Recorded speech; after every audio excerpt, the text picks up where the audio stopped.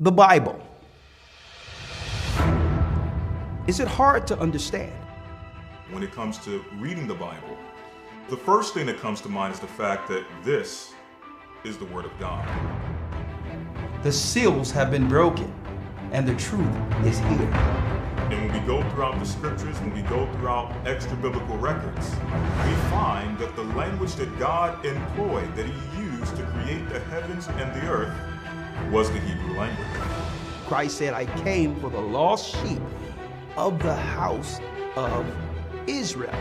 But yet no one, no religious leader, no religious church out there anywhere can now identify the 12 tribes of Israel. Can we? God is quite simple, but it seems as if man makes understanding Him hard. What are those mysteries? The truth of your book and the truth will make you free. The Hebrew and Bible Academy, you're invited.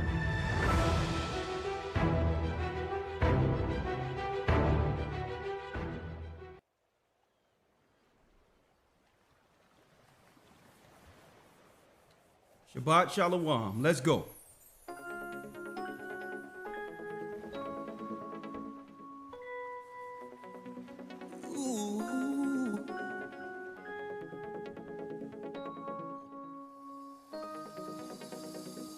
Living in a strange land where we don't belong. Subjugated to sin, they required a song. Shalom, hit the like button. They came to our shores, took us away. Once kings and queens, relegated to slaves.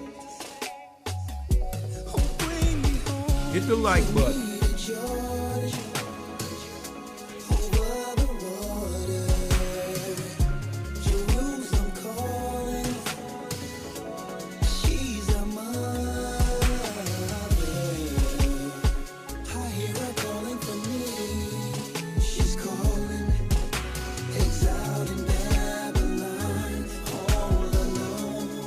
Out in Babylon.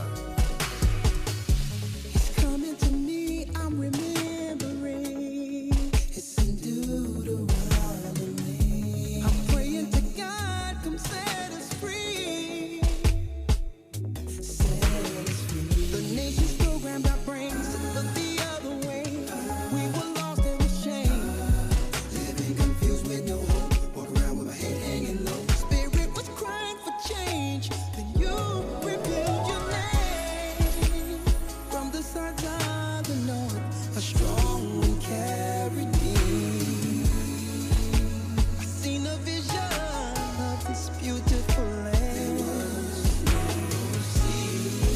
In the midst of the wind, I heard the angels sing. Welcome back home. Welcome Zion. Welcome home, Zion. That's right. Welcome, Zion. Welcome, Zion. We're this close, brothers and sisters. We are this close. Living in a strange land where we don't belong. That's right. We've always been subjected to sin, and they required a song.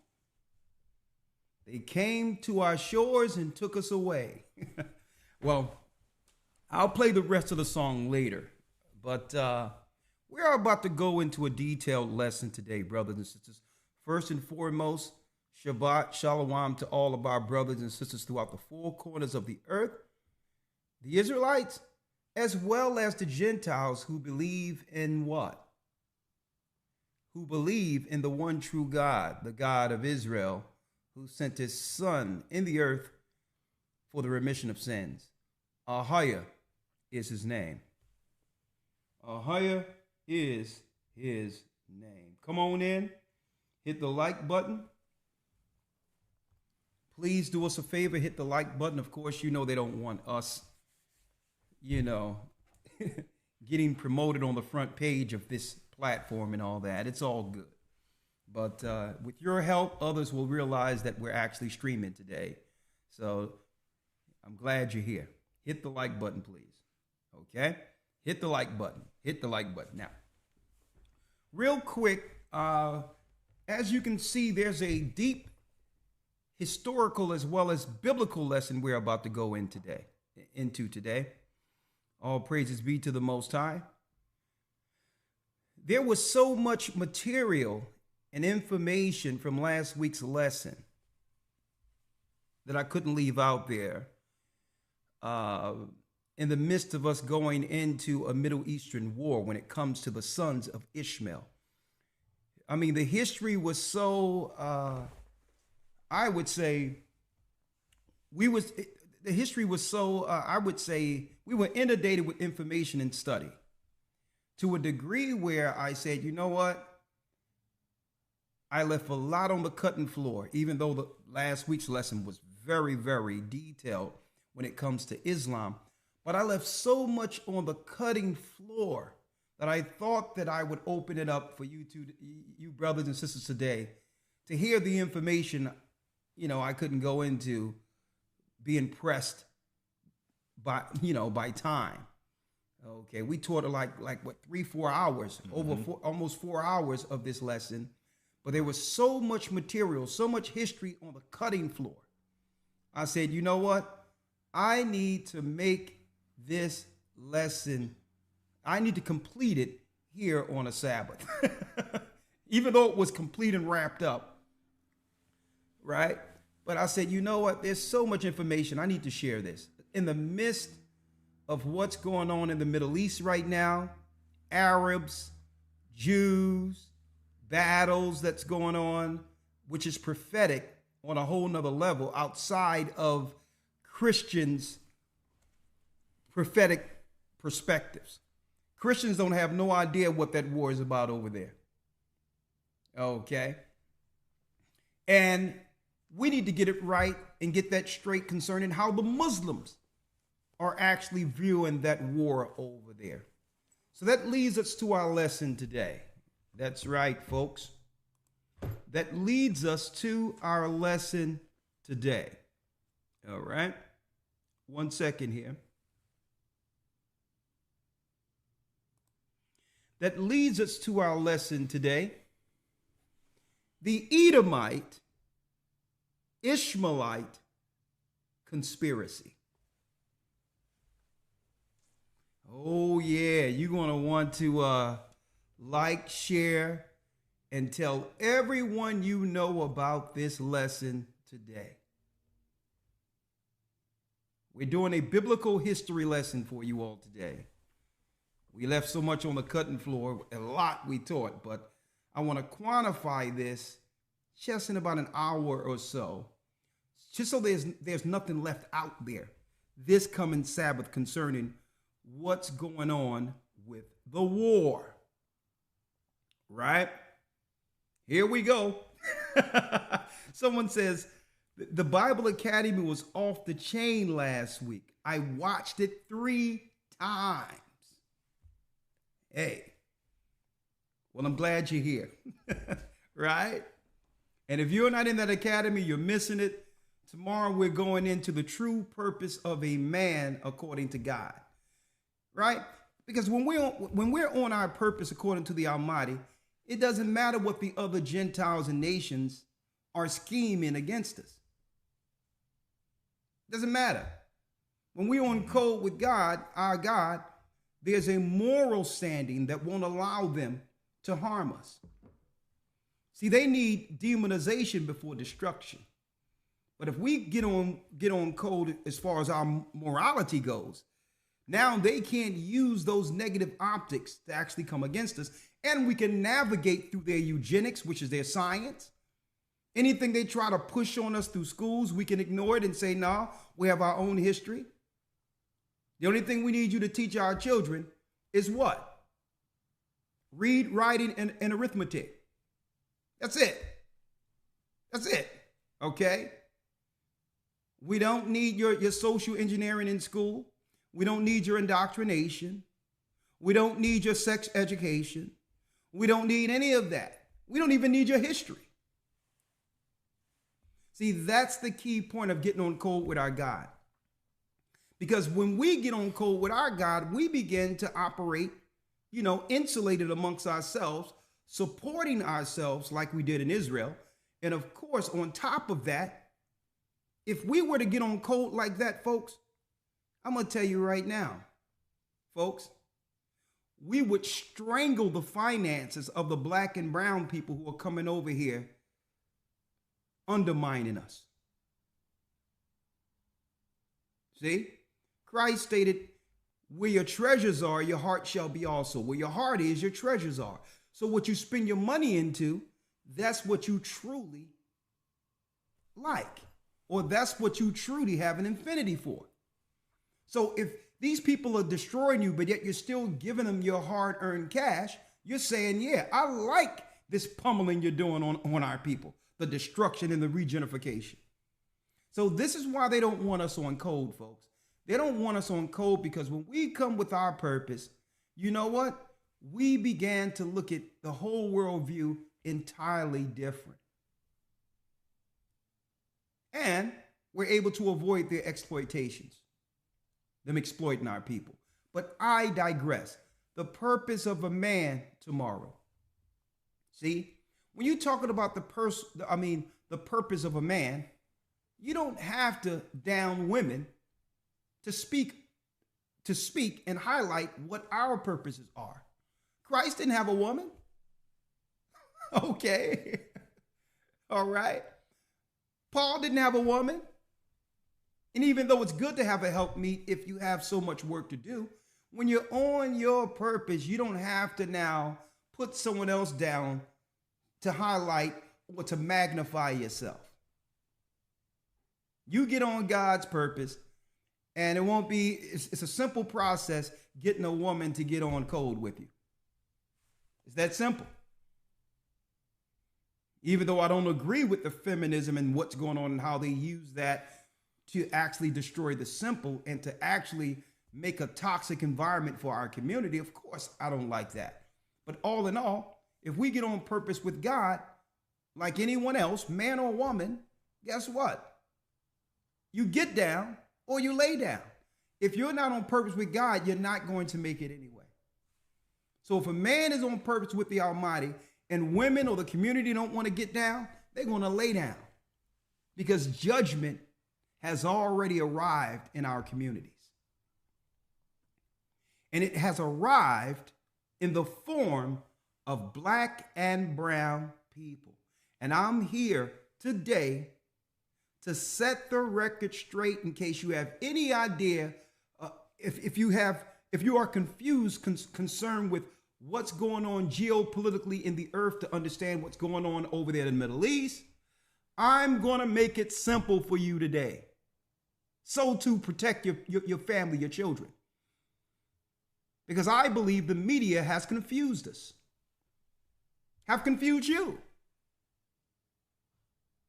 It's confusing. You're looking over the Middle East and saying, well, okay, they're bombing. This is our simple observation on the war. They're bombing Muslims, but they're allowing Muslims in the boatloads, by the boatloads into the country. See, that's confusing to us, right? Not after this lesson, it won't be. They're saying Al-Qaeda and Jack Bauer, 24, is out there unfoiling terrorist acts by Arabs, but at the same time, Arabs are running everything all up in our neighborhoods. They're coming in and getting subsidies under our civil rights program and all that. So that confuses us when we hear how the media is promoting terrorism and claiming that they're Al-Qaeda and a Mujahideen and all these others. But then in America, we can't get enough of them. Right? So that's confusing us.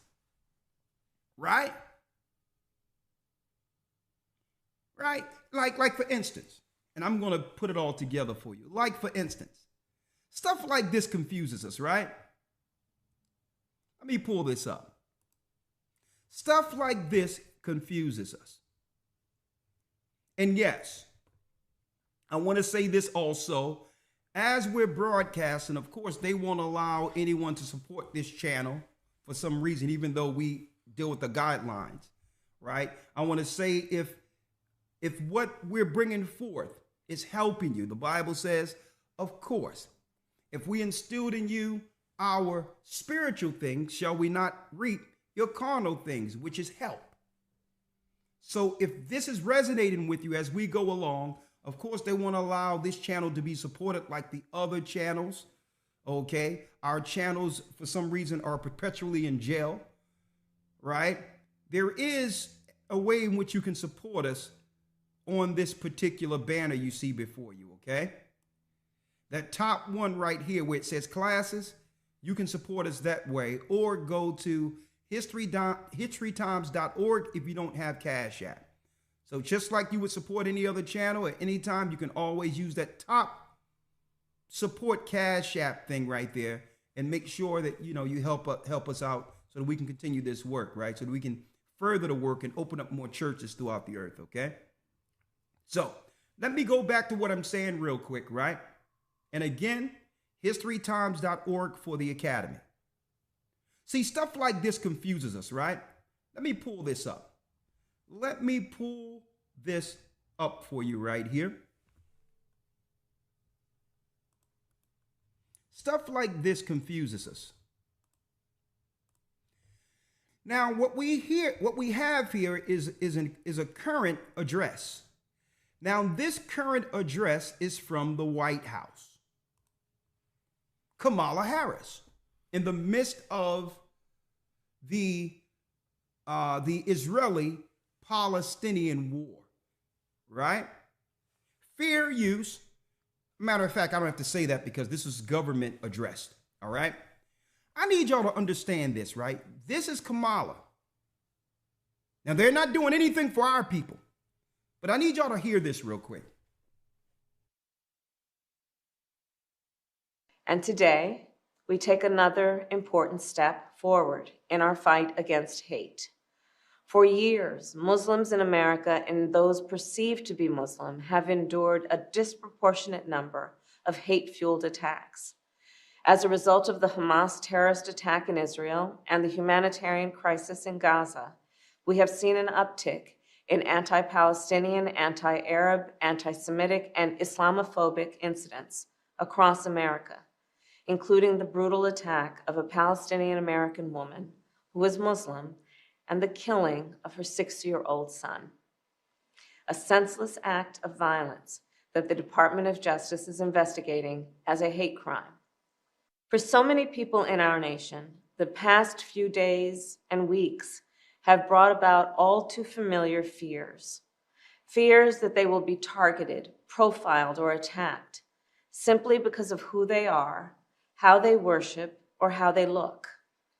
And so today, I am proud to announce the Biden-Harris administration will develop our nation's first national strategy to counter Islamophobia. This strategy will be a comprehensive and detailed plan to protect Muslims and those perceived to be Muslim from hate, bigotry, and violence, and to address the concern that some government policies may discriminate against Muslims. For example, the so-called Muslim ban, which President Biden revoked on our first day in office.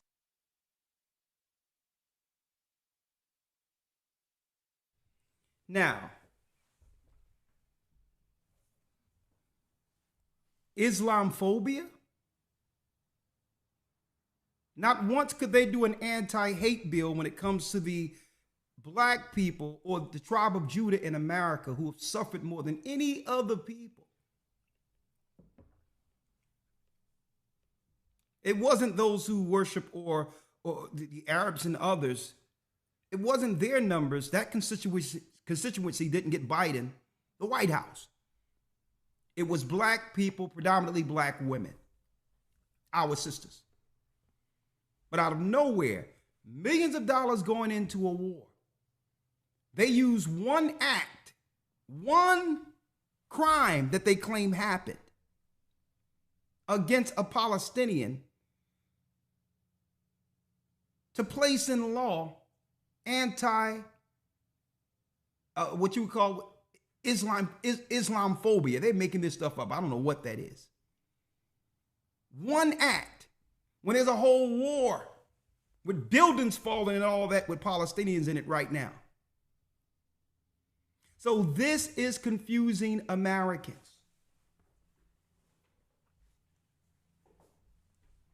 They can't do anything for us. But they can immediately get $100 and some odd billion to go towards the Israeli war right after the Ukrainian war. And I'm going to give you some information on that today. And nothing for our people who are suffering. Okay? Who's getting politically barred out, financially barred out of being able to exist. Inflation, cannot buy houses, getting put out of apartments. But you can pull all this money out for other people. Why? Well, I submit, according to the Bible, correct theology, that there's an Edomite Ishmaelite conspiracy against the children of Israel. Let's break it down. I submit there must be a conspiracy. Because we've suffered under the hands of Muslims and Europeans throughout history. But there's no hate crime bill for us. There's nothing to politically protect us. There's resources and finances pumped into our communities, into our people in Africa and other places that are suffering.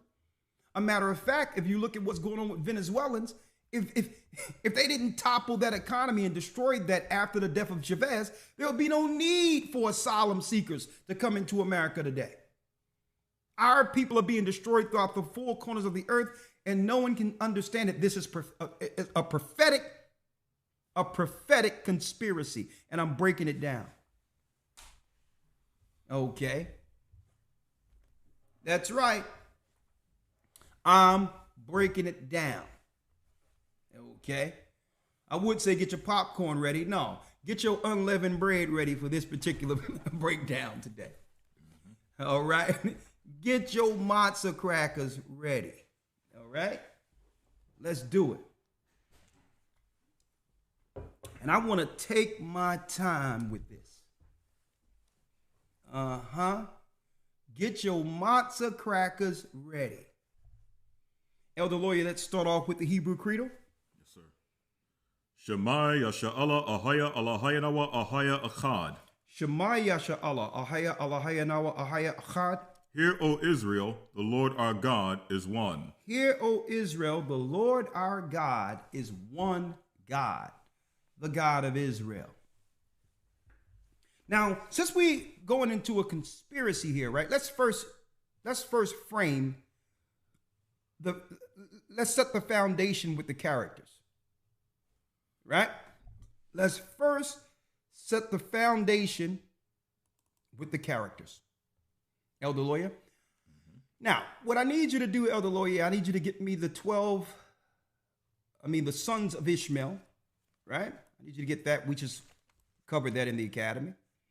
But before we go there, let's go to Genesis 17 first.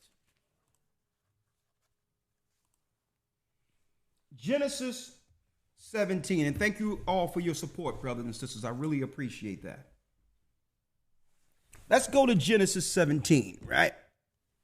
And I'm going to Genesis 17 first, folks, because we're going to frame the characters who have conspired against us. First, starting with Ishmael. Ishmael was the first son of our father Abraham, right? And we already broke it down in the academy, okay? Abraham and Ishmael did not build a house in Mecca. Historically, that didn't happen, okay? That didn't happen. There is no holiday to celebrate the sacrifice of Isaac or the attempted sacrifice of Isaac. Historically, that never happened, but it's being celebrated as a holy day amongst the Arab world. I digress.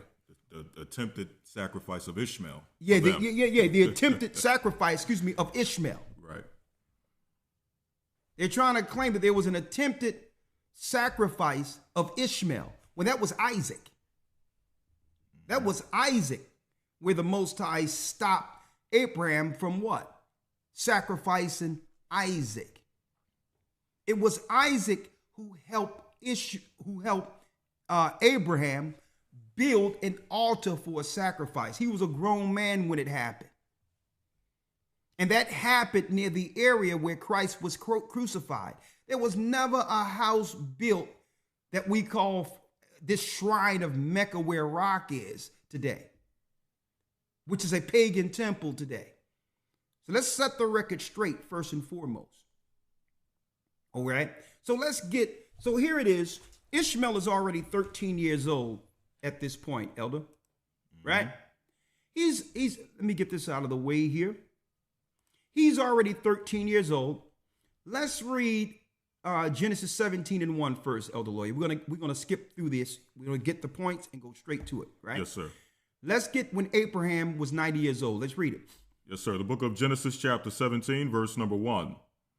And when Abram was 90 years old and 9, the Lord appeared to Abram and said unto him, I am the Almighty God. Walk before me and be thou perfect. Because at this time, the Most High's name wasn't revealed to Abram.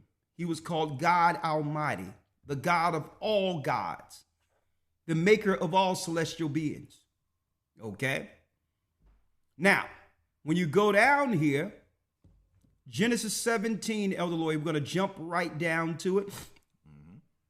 And let's go straight to him giving the promise. Ishmael, right? Abram's son by a handmaid, an Egyptian handmaid by the name of Hagar, is already 13 years old. At this time, Abram believes that Ishmael is the promised seed since it came through his loins. But now, our God is about to, the God of the Bible is about to throw a curveball. Hagar, the Egyptian, believed that she's going to eventually take Sarah's place once she dies, and believed that her son will become the Melchizedek of the earth, the king and priest, heir to promise. This is what? Ishmael, the father of the modern day Arab world. Okay? Remember that. So now our God is about to throw a curveball because Ishmael believes he's the child. Let's read. Let's start at 15. Verse 15. And God said unto Abraham, As for Sarai thy wife, thou shalt not call her name Sarai, but Sarah shall her name be. Sarah shall her name be. And I will bless her and give thee a son also of her. Yea, I will bless her. I will bless Mama, Sarah. Read. And she shall be a mother of nations. Kings of people shall be of her. Read. Then Abraham fell upon his face and laughed, and said in his heart, Shall a child be born unto him that is 100 years old? How can a child be born to Sarah? She has no eggs. What's going on here? Read. And shall Sarah that is 90 years old bear? He said, listen, there's nothing coming from me. I'm 100 years old, and Sarah have no eggs here. Read. 18. And Abraham said unto God, Oh, that Ishmael might live before thee. So even Abraham begged that the father of the Arabs, he begged that the Most High would give the promise to the Arabs. Read. 19. And God said, Sarah thy wife shall bear thee a son indeed, and thou shalt call his name Isaac. His name what? Isaac. Read. And I will establish my covenant with him for an everlasting covenant, and with his seed after him. And with his seed after him. A bloodline promise. That doesn't change through time. I'm setting the foundation so y'all can understand what's going on in the Middle East and how they're drawing us into it, what this is all about today. So the Most High made a contract with Abraham, a promise, and God is not a man that he should lie. Christians can't come around and say Jesus changed this. That's a lie. Christ came to confirm the promise, not to change it. He's from the promise. Christ came through this bloodline promise, this family. So Christians, get off this emotional thing, thinking that God changed the whole promise he gave to the Israelites and our patriarchs when Christ showed up. That's a lie from the pits of hell. And this is why you don't understand what's going on in the earth today. This is a bloodline promise, an agreement. Now, of course, Ishmael and Hagar, the mother, would feel slighted. Right? Right? So, let's see what Ishmael received. Yes, sir. Verse number 20. Read. And as for Ishmael, I have heard thee. Behold, I have blessed him and will make him fruitful and will multiply him exceedingly. 12 princes shall he beget, and I will make him a great nation. So the Most High, in a nutshell, said, don't worry. I'm going to make sure Ishmael is straight. He'll have riches. He'll have oil. He'll have empires. But he will not receive my covenant. See, that's crystal clear. See, but Ishmael felt slighted because under these rules, he cannot become Imam. See, he cannot become a high priest over the world. This is why they chose the dark side. See, you can't be a priest over a mosque under these rules. So they had to make their own. They had to come up with their own book, their own rules. And I'm going to go into that in a moment. Okay. They had to come up with this centuries later. After the Abrahamic covenant was already established, they came up with this in almost our modern times. This Muslim thing, this Islam thing. Now, Elder, we know how it goes. Right? Isaac comes on the scene, received the promise 1 year from the time the Most High spoke to Abraham. Boom, a new son is born. It tells us in the book of YASHAYA when Isaac was when he was of age, Ishmael was trying to kill the boy. Him and Hagar, his Egyptian mother, was plotting to kill the boy so that by default he would receive the covenant. And our mother Sarah said, get out. Now, a lot of you don't know this. Hagar wasn't no regular woman. She was a princess out of Egypt. She was of royal blood, but yet she had to serve our mother. So when she went back to Egypt, she went back with all of the riches that Abram sent her back with and all of that. And they were what? They were of high elite regard when Ishmael and Hagar returned to Egypt. A matter of fact, some of the Pharaoh lines were, believe it or not, Arabs, Ishmael. Some of the Arab lines, some of the Pharaoh lines were that family. Where it's still that Abrahamic Shemitic blood ruling over there. Now, Elder Lawyer, let's jump right to the 12 princes that the Most High promised a blessing to.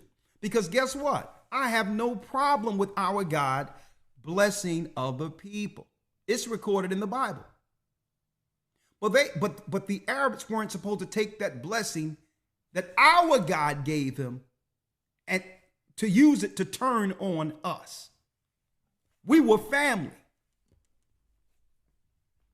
So I have no problem that you own what you own. Our God said you would get that, but you don't get what belongs to us. And I'm here to set the record straight. Let's go to the sons of Ishmael real quick, if you will, Elder Lawyer.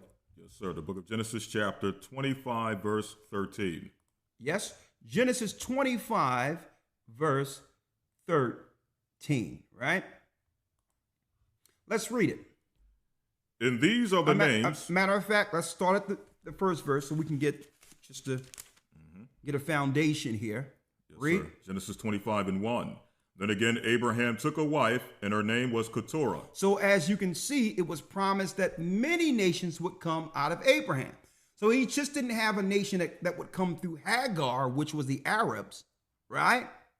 He also would have other families in the Middle East that would be considered what? Shemites. Shemites.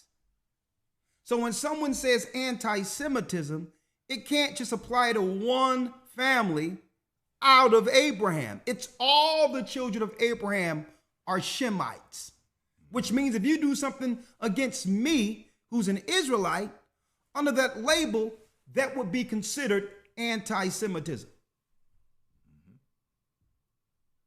If you did something against the Arabs unjustly,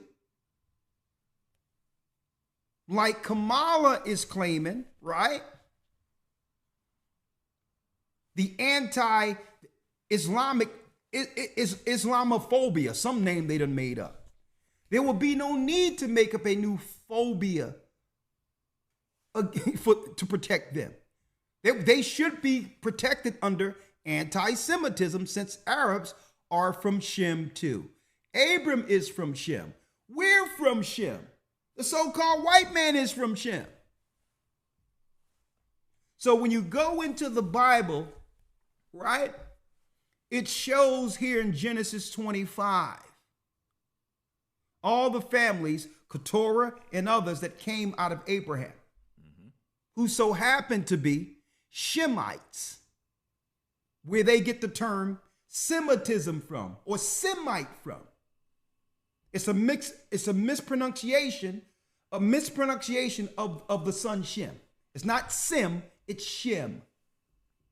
Right? So now let's go down to the Arabs real quick, if you will, Elder Lawyer. Verse number 13. 13. And these are the names of the sons of Ishmael. Now remember, our God said that he would bless Ishmael's sons and make them a great nation. Right? Come on. By their names, according to their generations. The firstborn of Ishmael, Nabajoth. Nabajoth is what? The first son of Abraham, from whom Muhammad, or whom they call their prophet Muhammad, came out of. Nabajoth is the father of who? That's right.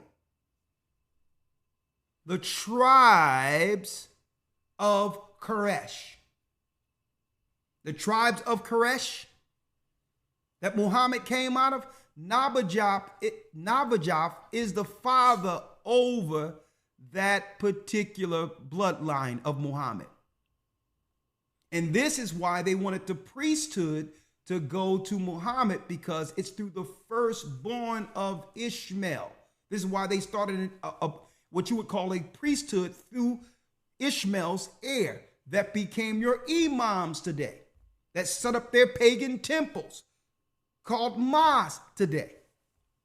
Nabajoth is the father of the Arabs who came out of Muhammad, who came out of the Koresh tribe. Koresh tribe is directly from Nabajoth. Read. And Kedar. Now, I need y'all to check this out, folks.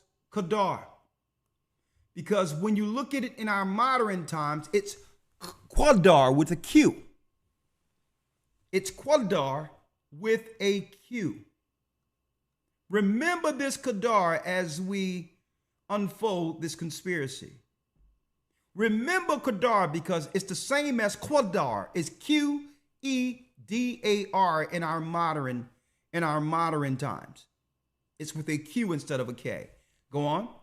And Adbiel, and Mipsam, and Mishma, and Dumah, and Massa, Hadar, and Tema, Jetor, Naphish, and Kedema.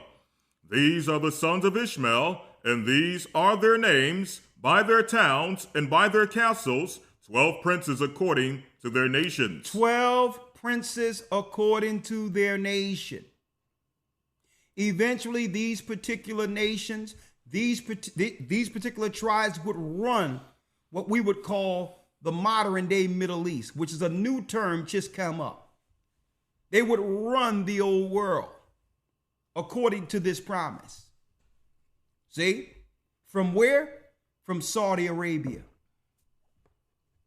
From Saudi Arabia. Okay? Y'all got that. Y'all see that.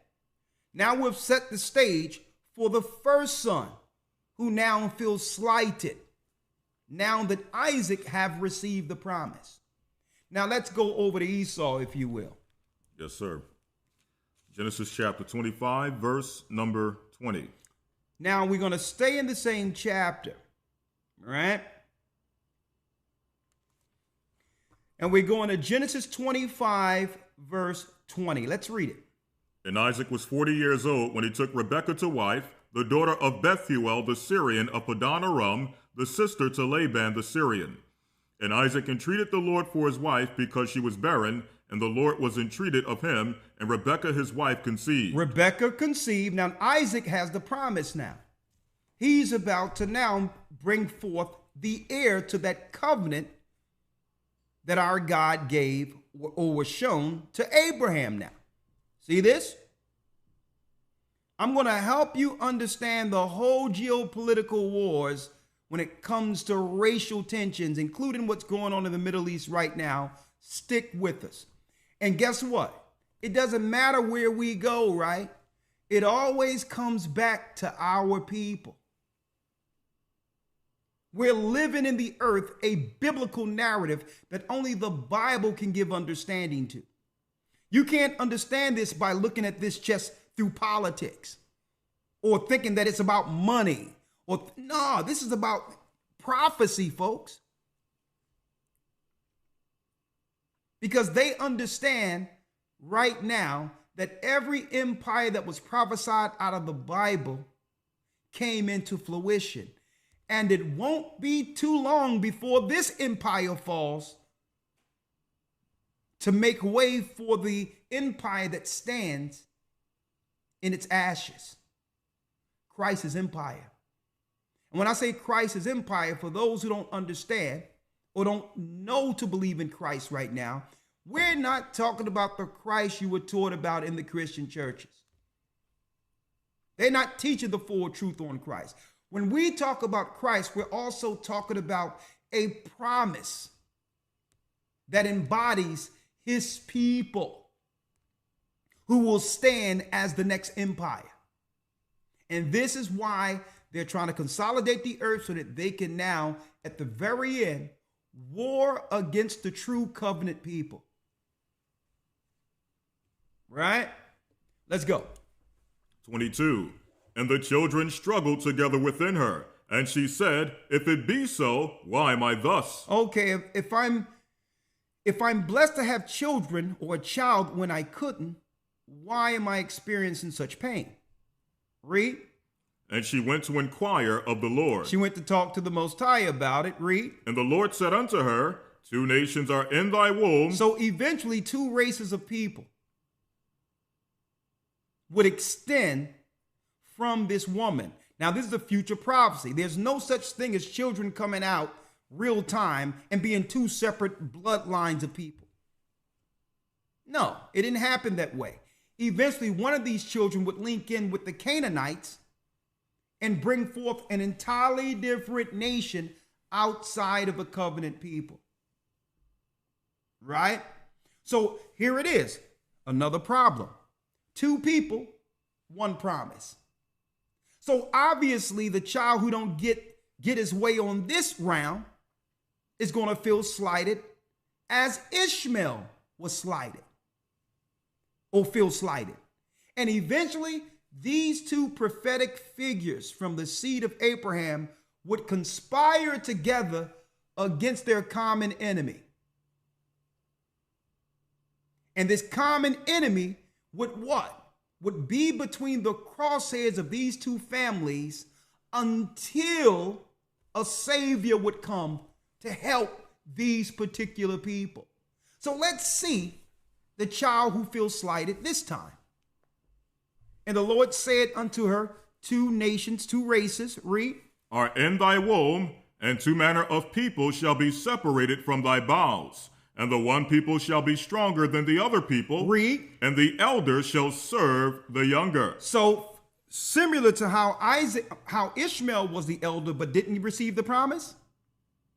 Now, of course, the firstborn is supposed to receive everything of its father, from his father. So now the firstborn, Ishmael, feels slighted first. And now the Bible have flipped it now. The Most High flipped it and say, no, Rebecca, the elder shall serve the younger.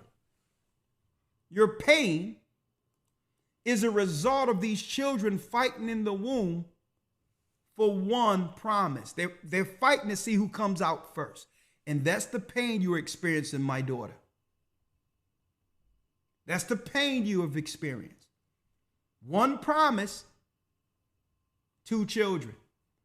But the Most High flipped it and say, whoever come out first will eventually serve the younger child. See this? He flipped it. So let's see the child who would eventually join with Ishmael. 24, let's read it. And when her days to be delivered were fulfilled, behold, there were twins in her womb. And the first came out red all over like an hairy garment. So there is no such thing as white people or black people. We're brown. Europeans are red. When you look at the spectrum, when you look at the colors, pink is what? Derives from a diluted dark color of red. Rome, their color was what? The eagle with blood red behind it, representing Edom. Okay? And the first came out red, read. All over like an hairy garment, and they called his name Esau. Esau. Okay? So now eventually Esau would sell his birthright to Jacob in the same chapter. And in the 27th chapter, while he was out hunting to find venison for his father to be blessed at his father before his father's death, Jacob comes in and what? Receive the blessing also, fulfilling what was given to Rebekah. See? Fulfilling what was given, what was shown prophetically to Rebekah. So now Esau is peeved now. He's upset. He's upset. So our father Isaac states, well, you know what, Esau? I can't give you anything. The covenant that was given to me through my father, I've already given it to Jacob. Right? So now Esau, the red man, is infuriated. Let's go to Genesis 27. Follow me here. We're breaking down the Arab and European conspiracy against the children of the covenant. Let's go to Genesis 27 real quick, Elder Lawyer. And let's go straight down to where Esau says, do you have at least one promise for me? Yes, sir. Genesis chapter 27 and 38. 27 and 38, read. And Esau said unto his father, hast thou but one blessing, my father? Bless me, even me also, O my father. Esau lifted up his voice and wept. Esau lifted up his voice and wept. Please, Father. Now, Esau has already been blessed with what? The gift of the hunter. The top hunter on earth, after he was able to, in a war, take out Nimrod. So he's already a hunter. So he already has gifts that his children would utilize to consolidate power in time. So he says, but I need that blessing. I need that covenant. And Isaac said, there's only one covenant. I can't give it to you, son. Esau returned to say, crying, Daddy, please give me something. So let's see what our father Isaac gave our brother Esau. Read. 39. And Isaac his father answered and said unto him, Behold, thy dwelling shall be the fatness of the earth and of the dew of heaven from above. Read. And by thy sword. And by thy what? And by thy sword shalt thou live. You will live through warfare. There is no land for you. The only land you'll ever receive is through bloodshed. You'll have to kill, pillage, and colonize. See? For property. For your lot in the earth. Because the earth was already divided amongst Noah's 3 sons, Ham, Shem, and Japheth. There's no land for another child popping out. Now, either you can coexist with your brother and serve him, or one day you'll have to live through the sword, because people are already living on the land. People are already on the lands you are seeking to conquer. People are already living there, Esau. And the promised land that was shown, where the Israelites would go to one day, that belongs to Jacob now. So you'll have to live by the sword. Any property, territory, or countries you get, it will be through what? You would have to send an army to take lands.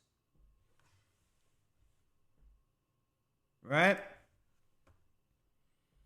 This is a blessing our God gave to Esau.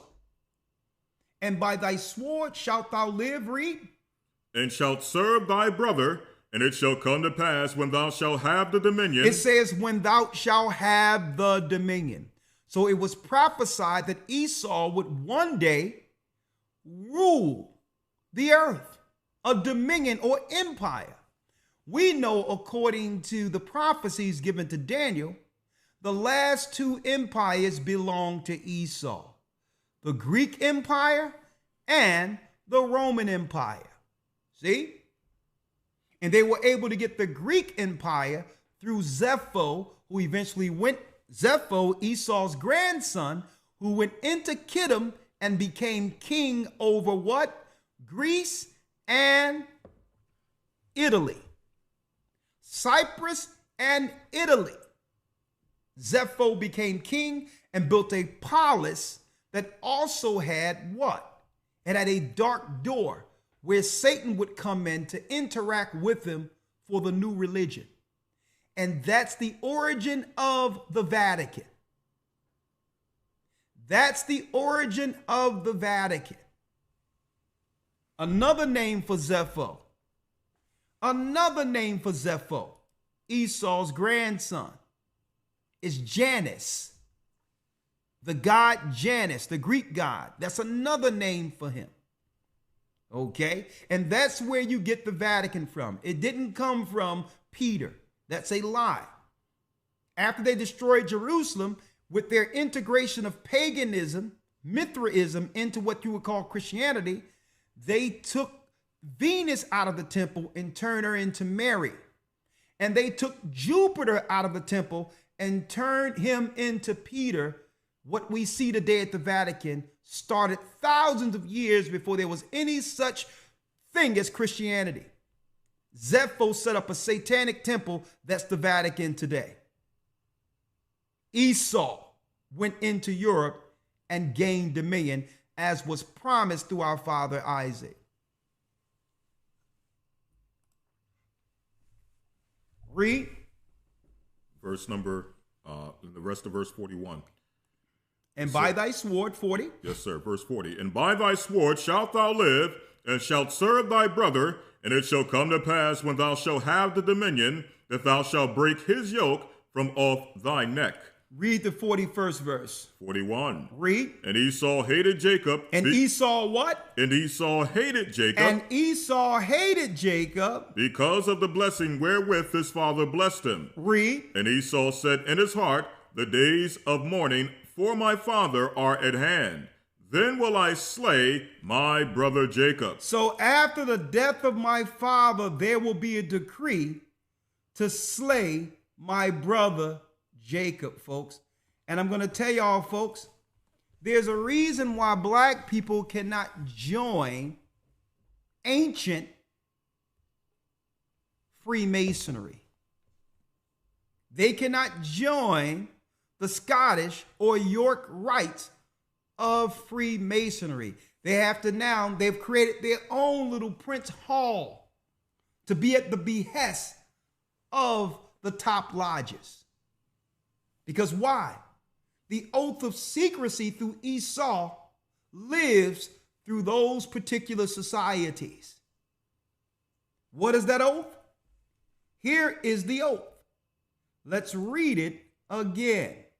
The days of mourning of my father are at hand. Then will I slay my brother Jacob. But they must keep it quiet, fearing the power of Jacob. If Jacob understands the conspiracy, he will unite under his God. And guess what? Esau's time would end as far as power goes. Esau's power can only thrive because we're participating in it. And it's through our blessings that keep these empires going. So they have to do it behind closed doors. They must use secret societies and rites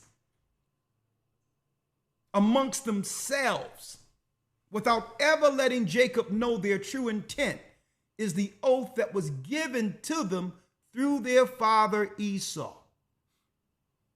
Follow me here. Genesis 36. Genesis 36, verse 1. Read. Now these are the generations of Esau, who was Edom. Read. Esau took his wives of the daughters of Canaan. So Esau became who? Edom. He went and dealt with the Canaanite women who had the bloodline of Nephilim to create another genetic being. Now, not all of Esau's family has this tainted bloodline, but the majority of them, a lot of them do. And we're going to point out those families today. Let's go down to the 9th verse, Elder Lawyer. Yes, sir. Verse 9. These are the generations of Esau, the father of the Edomites. The father of the Edomites. In Mount Seir. In Mount Seir. So, as you can see, according to Genesis 36, the prophecy given to Rebekah has unfolded. Now Esau have created a whole different nation or race by linking themselves with the Canaanites, but he also had sons with the daughters of Ishmael too. Let's get it. Verse 3. Come on, let's read the 3rd verse. Read it. Yes, sir. And Bashemoth, Ishmael's daughter. And Bashemoth, what? Ishmael's daughter. And Bashemoth, Ishmael's daughter. Sister of Nebajoth. Sister of Nebajoth. Now, are you seeing this? Sister of Nebajoth, the firstborn of who? The firstborn of Ishmael. Gave over his daughter in alliance through marriage. Ishmael has a problem with our people having the promise or covenant, and Esau has an issue too. So they made a blood oath by bringing family together who would be in that bloodline to come against their brother, the 12 tribes of Israel in the future. Nabojoth is the same family from whom the so-called prophet Muhammad comes through. Y'all see this? I hope y'all are seeing this. Right?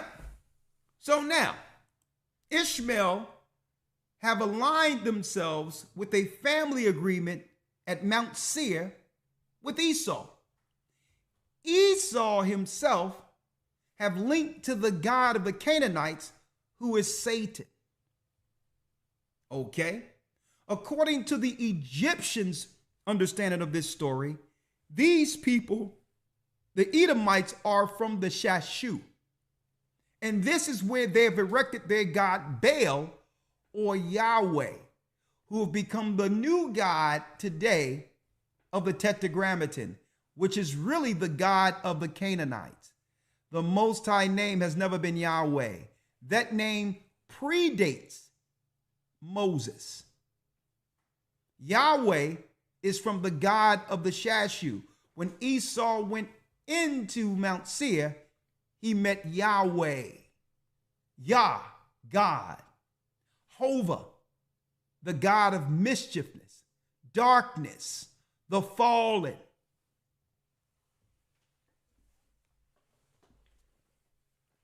Hope y'all follow me here. So even Christ stated that you can only serve two masters. You will love one or hate the other. So obviously Ishmael isn't going to serve the God of Abraham, his father. He feels slighted. Of course, Esau isn't going to follow or believe in the God of Abraham because he feels slighted. So they both turn to another master. They both turn to Satan. There's only one other God outside of our God, the ruler of this world. Okay? Stick with me now. I'm taking a few baby steps here. Now,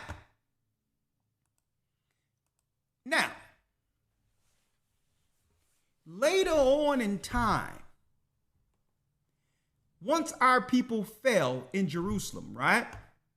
Stick with me here.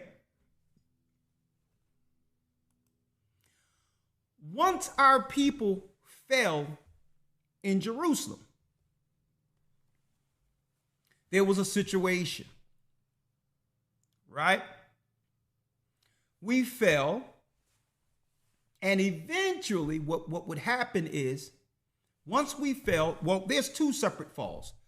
One in 721 BC, when the Assyrian king came against Israel, and it split in two eventually after the sin of Solomon.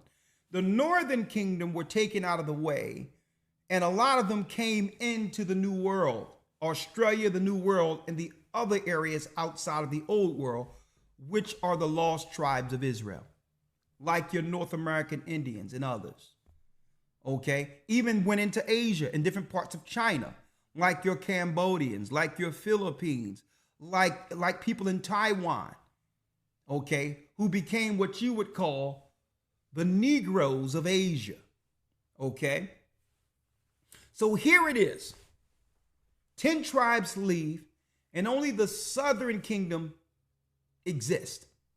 The southern kingdom exists of the majority of what we would call the Negroid Israelites, right? Like who? Like our people, Judah, whom Christ would come through. Benjamin, like the West Indians, right? Levi, the high priest. The priests, like you would see the Haitians, and a lot of this is still going on in Africa today, right? The southern kingdom stayed in place up until the time of the fall of Jerusalem. I'm going into history now, right? And I'm going to use their sources, right? I want y'all to see this.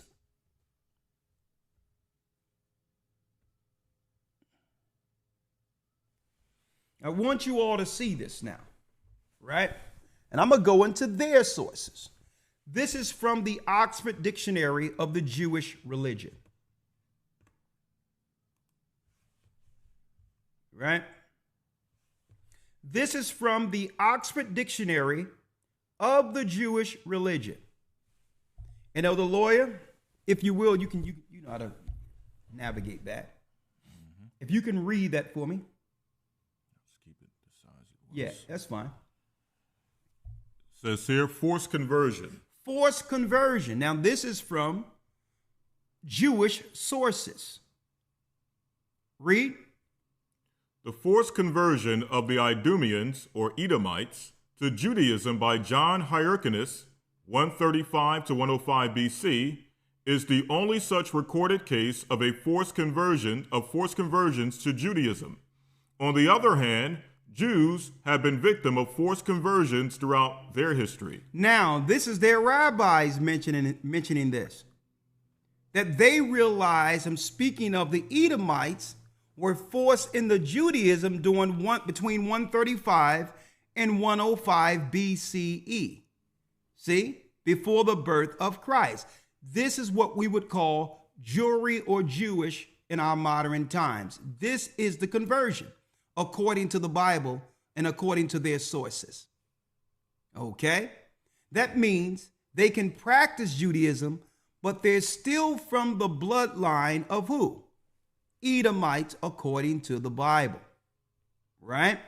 Now, that's from the Oxford Dictionary of the Jewish religion, where they admitted themselves that this was a forced conversion on them, that they could not participate or practice or even live in Israel under this agreement unless they chose to renounce the Canaanite religion and pick up the law of Moses as a compromise for them to live in the land. And this is history in front of you. Okay. Now there's white papers and articles on that. I'm just giving you the parts, the pieces, so you can piece together. We done went from the time of Abraham, Isaac, and Jacob, and now we're here at 2nd century, almost to the time that Christ would come in the earth to what? To sustain the promise that was given to Isaac from Abraham. Now, at this time, the 12 tribes of Israel are on the scene. And it won't be too long. It would take a few empires, but eventually these same 12 tribes would receive what? Rulership according to that age-old prophecy. Ishmael and Esau would work to make sure that never happens. See, they would work to stave off the promise, understanding that the elder Esau was born to serve his younger brother. Are you following me here? Now, there's more. More sources. This is a white paper. The religion of Idumea and its early Judaism, right? And this is a white paper from Yigal Levin, okay? I did research on him, and he's also, he's also amongst and operating and learning under the rabbinical lines and studies of the Talmud also, okay? Yigal Levin, okay, he's Jewish, and he has some history on early Judaism. Now, I'm doing this so that we can frame and get in real time get some understanding of what's going on right now in the Middle East for you. Okay? But you have to understand history first, biblical history, in order to understand what's going on over there and how that includes us in the mix of it. Okay? Now, when you go to abstract, Elder Lawyer, I need you to read it if you can see it for several hundred years. Yes, sir. For several hundred years, from the late Iron Age to the end of the 2nd century BCE, the southern neighbor of Judea was Idumea. Now, Idumea are Edomites. See? Idumea are Edomites. Now, we know that according to the Jewish history that we've just shown, it was Edomites who converted into Judaism, and this is what we see today. Okay? It's not a bloodline belief more so than what? A conversion and compromise to follow the laws. But the bloodline covenant still stands with God's people. So you can believe in the Torah and all that, but you're still not a part of that covenant promise that was given to Abraham, if you understand, if you're following us, right? Now let's read here. Judea was what? Says here, the southern neighbor of Judea was Idumea, populated by descendants of Edomites. Descendants of Edomites, read. Together with Kedarite, together with Kedarites, which is the second son of Ishmael, Kedar. Read. And other Arabs. And other Arabs. And a mix of additional ethnicities. And a mix of extra ethnicities. Listen clearly. This paper examines the known data on the identity, especially religious identity, of these Idumeans, using a wide range of written sources and archaeological data. So this is archaeological data, which means what? This can be what? Proven. That this system that I'm going to show you for conspiracy existed. There's archaeological proof of this time period of when they were able to operate in union in an area called Idumea on the outside of where the tribe of Judah lived. You had Arabs and you had white people who conformed into Judaism, folks, in the Middle East. Almost 105 years before Christ was born, they were already operating under a new religion created outside of the bloodline promise. And this was before the Kedarites, the Quarterites, who were aligned with Esau. This was before there was any such religion as Islam. They were working religiously under what? Under our religion. This particular family out of the 12 princes of Ishmael. Read it through. Says here, within the Bible, Edom is presented as Israel's twin and its harshest enemy. And it tells us in the Bible that Edom is presented as Israel's twin and its harshest enemy. This is why in Christianity, they'll tell you Esau disappeared and don't exist. They don't want us to know that Esau has a political agenda against Israel at its highest realms of power.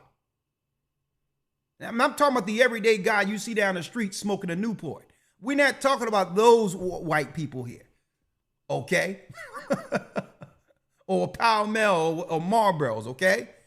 We're talking about those who have made a secret oath to keep the promise to destroy Jacob in place under secret societies.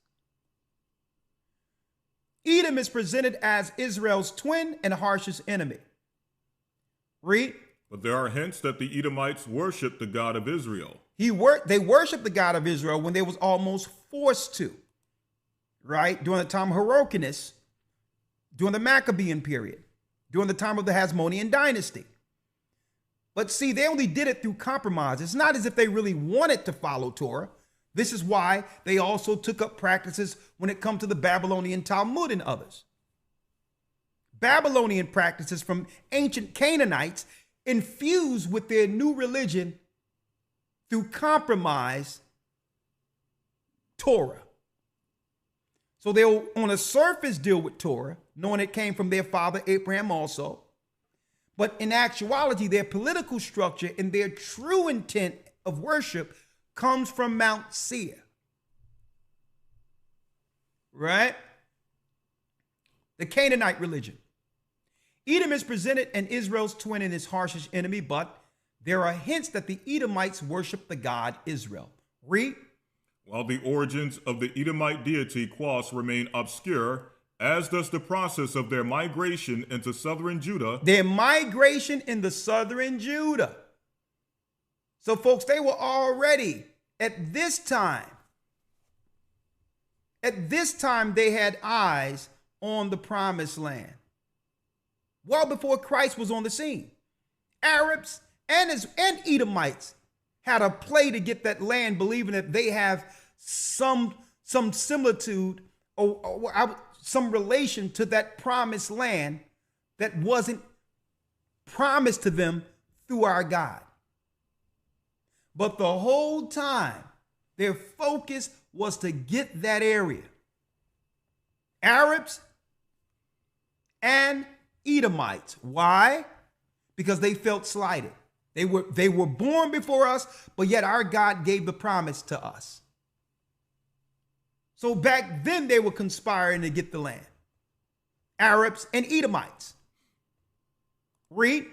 While the origins of the Edomite deity Quas remain obscure, as does the process of their migration into southern Judah, the many inscriptions from the Persian period show that Qas became the most widely worshipped deity in the area, even if other gods, including Yahweh, were also recognized. The Hellenistic period brought heightened Greek and Phoenician influence, but also the stabilization of Idumea as an administrative/ethnic unit. Some of the practices of this period, such as male circumcision, show an affinity to the Judaism of the time. This paper also discusses the outcome of the Hasmonean conquest of Idumea and the incorporation of its inhabitants into the Jewish nation. Exactly. So we're going to jump right to it. When you go into the god Kas that was worshipped during the time of this Idumean integration of Idumea, right? Kas was a main god worshipped in Mount Seir. Well, Kas is one of the gods that will worship that's connected to what? Hitler, Germany. When you do the research, I have the paperwork, right? I have the books. Germany and Edom by Rabbi Yair Davidli, where Kas, they brought that same ideology to destroy our people because Germans are Edomites. Okay? So that same ideology of the god Kas was a deity worship under Hitler. So no wonder after the war, all the science of eugenics and destruction began to be aimed towards our people here in America and abroad in Africa and different parts of the Congo. The eugenics program and all that. But it's an age-old oath to get rid of Jacob. Eugenics is in that oath. And guess what? The god Kas was worshipped by Hitler himself. It's in the books. It's in the books, folks.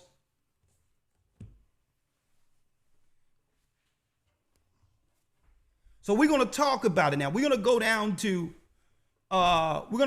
here to the Hasmonean dynasty. I can't read the whole paper. We already know who the Edomites are. Let's go down to but it tell you the Edomites are what? The Edomites are Semitic. You see it there, Elder Lloyd, where it says Semitic there? Yep, go down. It says, yeah, right here. It tell you right here, who are the Edomites? The Edomites' language is Northwest Semitic. So this is where you get the anti-Semitism from, when all Edomites are Semitic. It doesn't matter what your race is or what religion you follow. All Europeans are Semitic. They're not Japhetic. They took Japhetic lands under Zepho and later through who? Alexander the Greek and his generals. They conquered by the sword as our Bible stated they would. The prophecy of their father Isaac. So white people are Semitic too. So if you get in an argument with a regular white guy down the street and do something wrong to him, regardless of his religion, that would be what? That would be considered anti-Semitic. If you did something against us unjustly, we're Israelites from the seed of Shem through Jacob, through our father Judah, Benjamin, Levi, and others. If you did something against us, like when you conquered us and began to destroy us, that would be an anti-Semitic act because we are from the tribes of Israel, which is Semitic. Right? So let's go down here. Idumea. Let's talk about this real quick, Elder Lawyer. Idumea, right? Now, I can't read the whole paper, so let me just get straight to the Hasmonean dynasty. When was the province of Idumea created? Read it. It is now widely acknowledged that there was, in fact, no province of Idumea at all during the Persian period. Read. Such a province is not mentioned in any of our sources for the period, literary or epigraphic. We know of no stamps or coins issued by such a province at a time when they were being issued by Samaria, Judah, Gaza, Ashkelon, Ashdod, and the various Phoenician cities. Read. As Ephal and Navah pointed out in their study of the ostraca, said, to have been found at the Kerbet El Kom, situated near the Marashah Hebron road and identified as the biblical Mekkedah. Our ostraka do not contain any administrative or professional titles and indicate nothing about the state or regional administration. Read. As most scholars now recognize, during the Persian period, the southern Judean hills, the southern Shepherd or Shephedah, and the Negev, rather than being ruled by Edomites or Idumeans, were actually controlled by an Arab-speaking group known as the Kedarites. As the Kedarites. Ishmael's what?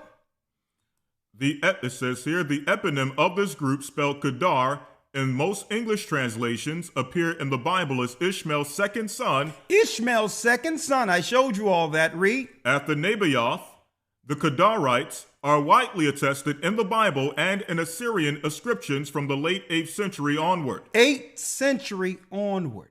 Read.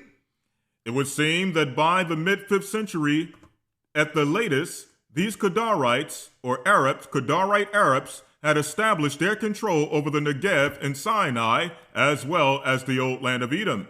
The old land of Edom, come on. Within the Bible, Nehemiah's southern neighbor and enemy is Geshem the Arab. The name and that of, son of Geshem, designated king of Kedar. King Kedar. Read. Have been found on inscriptions from Tel El Mashkuta in the eastern Nile Delta and at Dedan in Arabia. And at Dedan in Arabia. So we know around the 5th century is when the conspiracy of the province of Idumea came into play.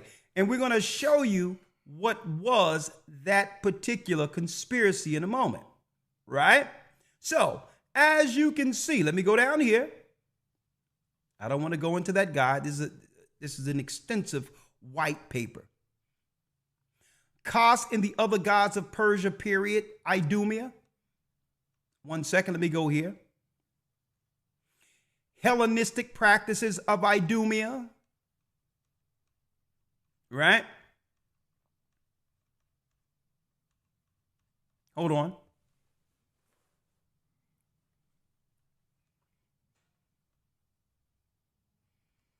It's extensive, but I just wanted to show you all this. Right here. Right? Esau and Edom in late Second Temple in the rabbinic Judaism, right? Let's read it, Elder Lawyer. Yes, sir. Despite the assimilation of Idumea and its inhabitants into Judea towards the end of the 2nd century BC, and despite the huge influence that Herod and his descendants had on Judea. Now let's deal with Herod real quick, folks.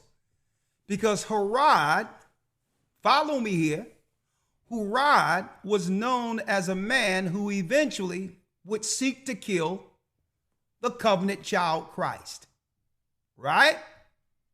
Finish reading, Elder Lawyer. It says here, the huge influence that Herod and his descendants had on Judea, Jerusalem, and the temple throughout the remaining 170 years of their existence and beyond, late Second Temple and rabbinic Judaism essentially obfuscated any memory of the Idumeans. Read. This can easily be seen in most of the late Second Temple period pseudepigrapha.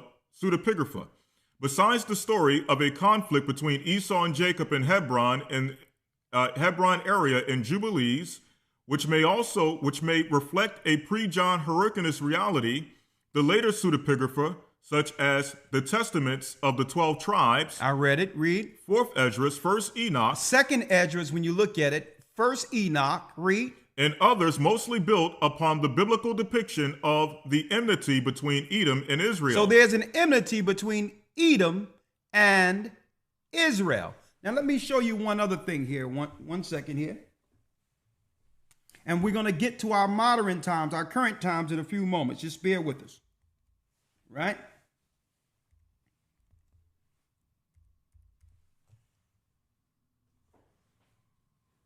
One second.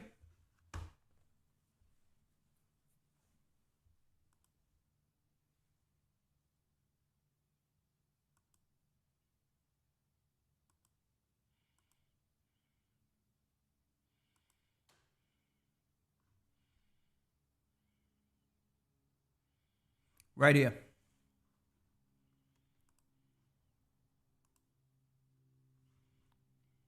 Right here. Just read this part.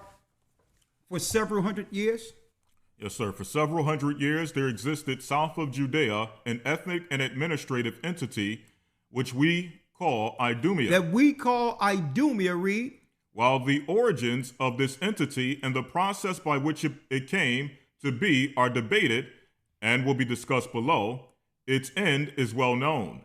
Idumea was conquered by the Hasmonean ruler John Hyrcanus. John Hyrcanus, listen. The first, near the end of the 2nd century BCE. Now, John Hyrcanus was a Levite. These are Israelites here. Read. And at least according to Josephus, some Idumeans seem to have been included into the Jewish nation / religion. Hold up. They were inducted into what? Inducted into the Jewish nation / religion. They were inducted into the Jewish nation religion. And at this point, they were called Jews according to, folks, the complete works of the Josephus. The tribes don't denote them. The religion denotes them as Jews according to this conversion. Antiquity of the Jews, here's the source, 13:257, when now there's a new religion on the earth outside of what was given the 12 tribes of Israel. Right? So there's a clear distinction between the process of what Judaism is and what religion that was given to Abraham, Isaac, Jacob, and the 12 tribes of Israel. There's a clear distinction between the two. Okay? And we're here to clear it up. We're talking about a bloodline promise, not what religion you fall under or converted to. Are you following us?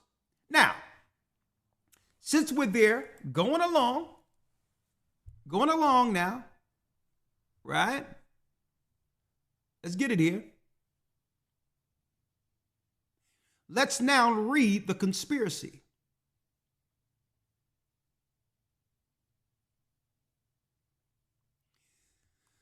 Let's read the conspiracy, Psalms 83.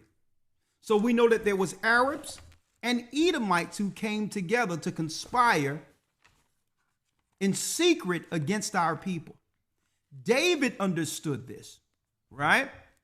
Let's go to Psalms 83.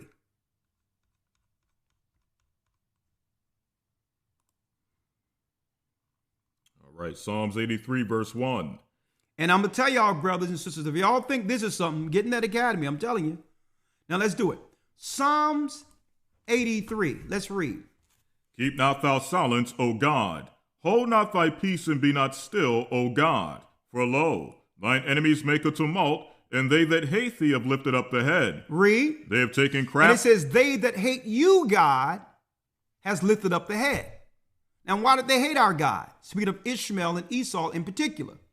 Because our God could only give one promise to one son. This is why they hate our God and turn to Satan, to a new religion. And I'm going to tell when people see these religions, y'all only look at the good in these religions. You don't even realize Satan, who introduced evil into the earth, had a poison with what? Good and evil within it. So you only look at the good of these religions, but not realizing when Satan administers a poison, there's good, but with side effects. So you look at these religions and believe, okay, because there's similar tenets that you can relate to biblical principles, you'll think, okay, that's a good religion too. Well, there's good in all religion. There's good in all beliefs. But that's the distinction between what? The core beliefs in the Bible opposed to Gentile religion. See? Because you can have good and all that in there, but you can also have in their religion, under the Canaanite religion, where a certain time of year, you must bring your child to be burned to the god Moloch. Okay, that's not too good.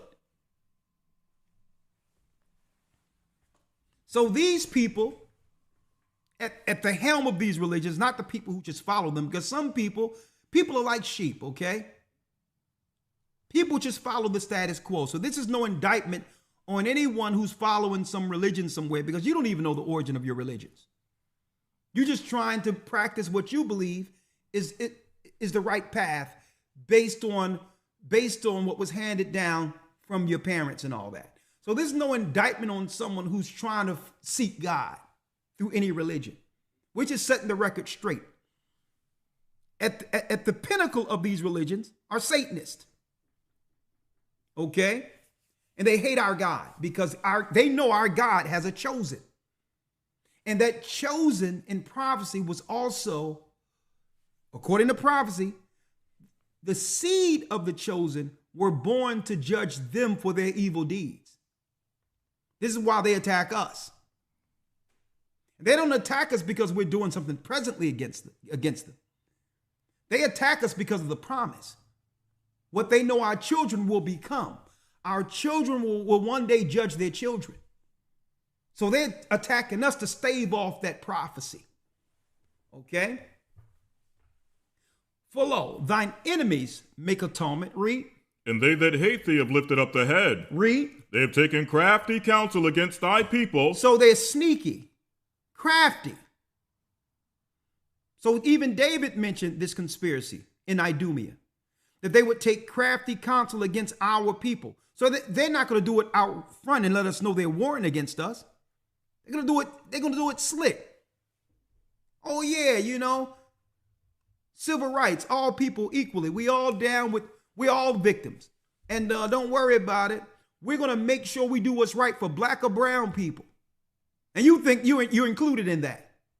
Only for them to bring over the same people who have destroyed you to continue destroying you. See, that's crafty counsel. They're not going to tell you directly that they're actually just exterminating you and your family. What they're going to tell you is, listen, we're going to make sure there's rights for black and brown people. See, we're going to make sure I'm going to show you what we're going to make sure. We're going to make sure it pop for you black and brown people. Like right here. And today, we take another important step forward in our fight against hate. For years, Muslims in America and those perceived to be Muslim have endured a disproportionate number of hate-fueled attacks.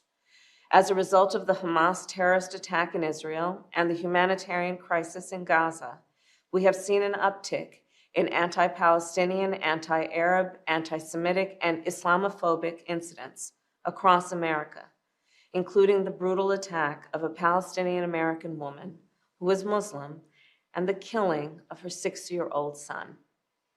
A senseless act of violence that the Department of Justice is investigating as a hate crime. For so many people in our nation, the past few days and weeks have brought about all too familiar fears.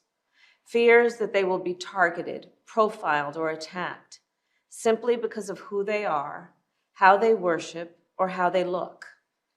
And so today, I am proud to announce the Biden-Harris administration will develop our nation's first national strategy to counter Islamophobia.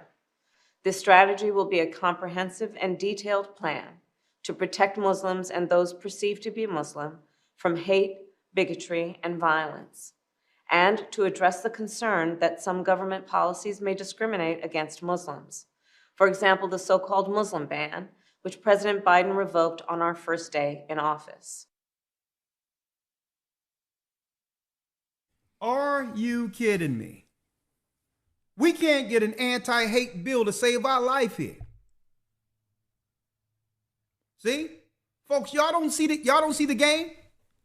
Y'all don't see the plan yet? They're getting in front of these people, making laws knowing that eventually our people are going to wake up and realize we've been double-crossed by all these black and brown people under the same conspiracy the Bible warned us about, warned us of. See?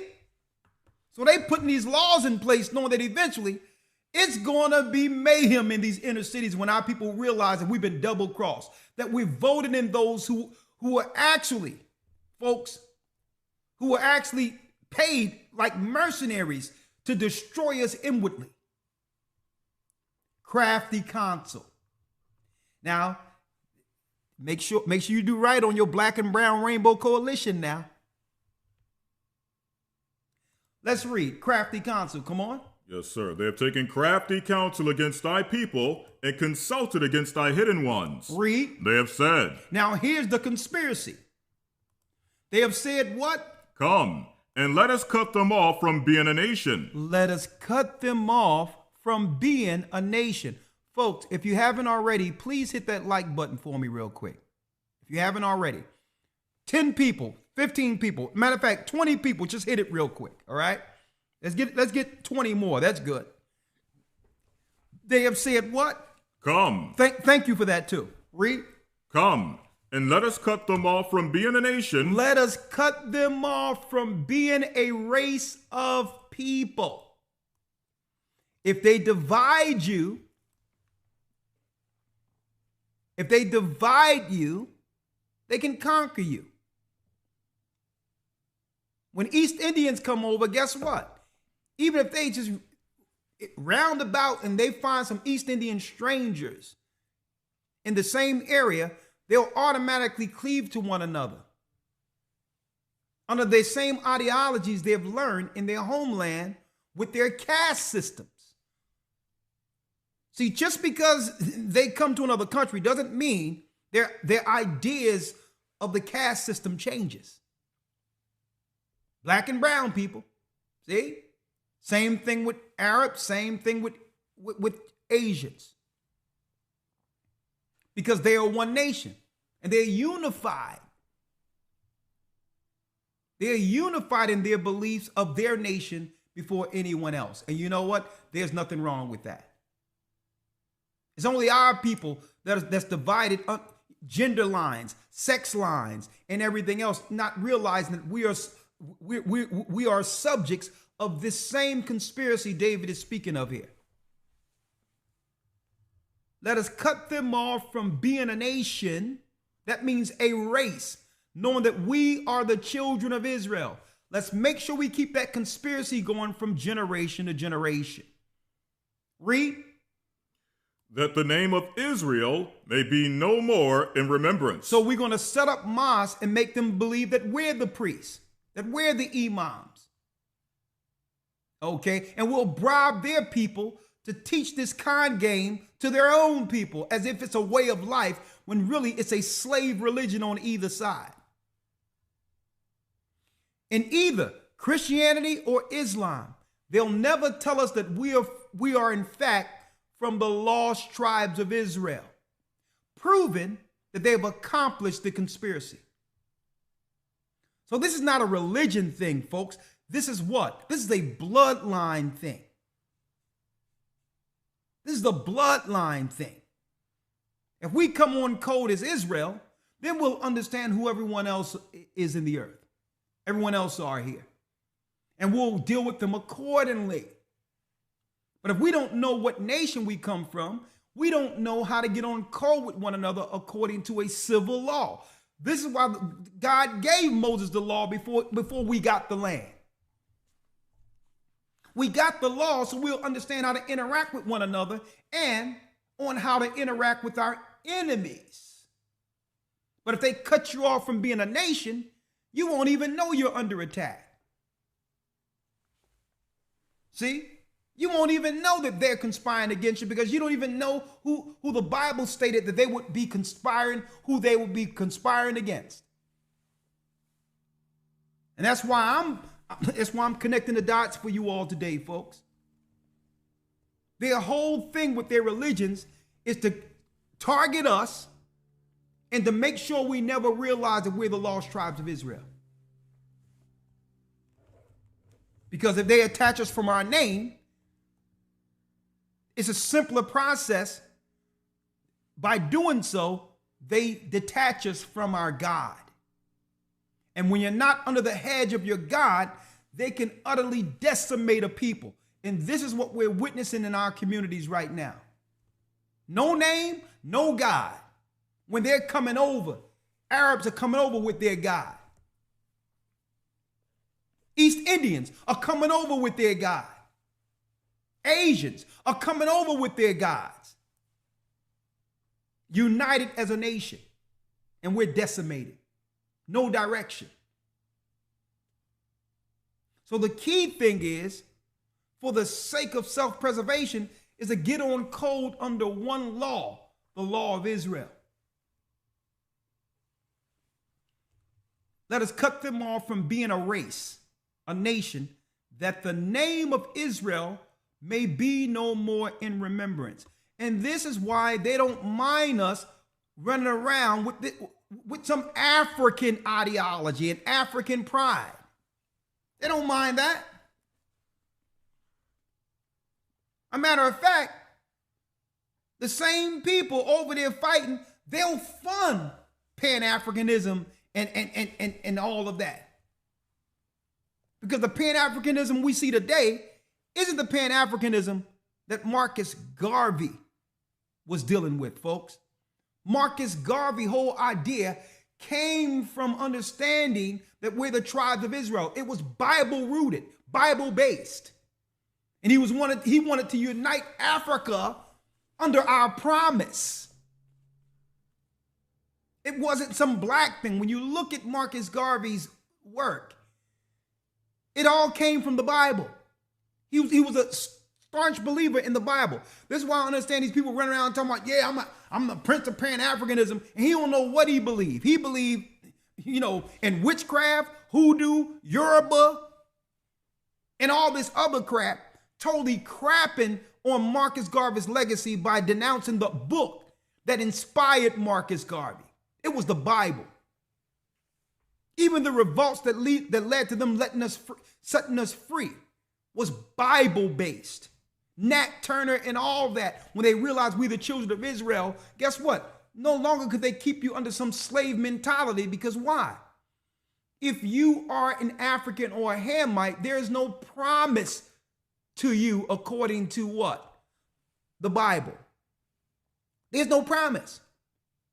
If they can trick you into believing that you're from the cursed seed of Ham and be a servant of servants, you'll have no disagreement with serving these other nations and believing you were born to do so. See? This is why they push this African stuff on us. And the Africans from West Africa and all that, they're the children of Israel, folks. But they don't mind us with this Africa stuff because they know there's no promise attached to it. Africa is part of the wilderness we ran into after getting slaughtered by the Romans. It's an extension of our homeland. You notice, and this is why the same people, folks, I'm trying to, just be politically correct here. That's why the same people who are beholden to the name, they'll come up with the science to tell you, we found some black bones for you, some old bones in Africa. Right? Crafty consul. So now you take pride in, they got some old bones. Science don't lie. We're the original man. Okay, great. You're the original man. Okay, and who are they again?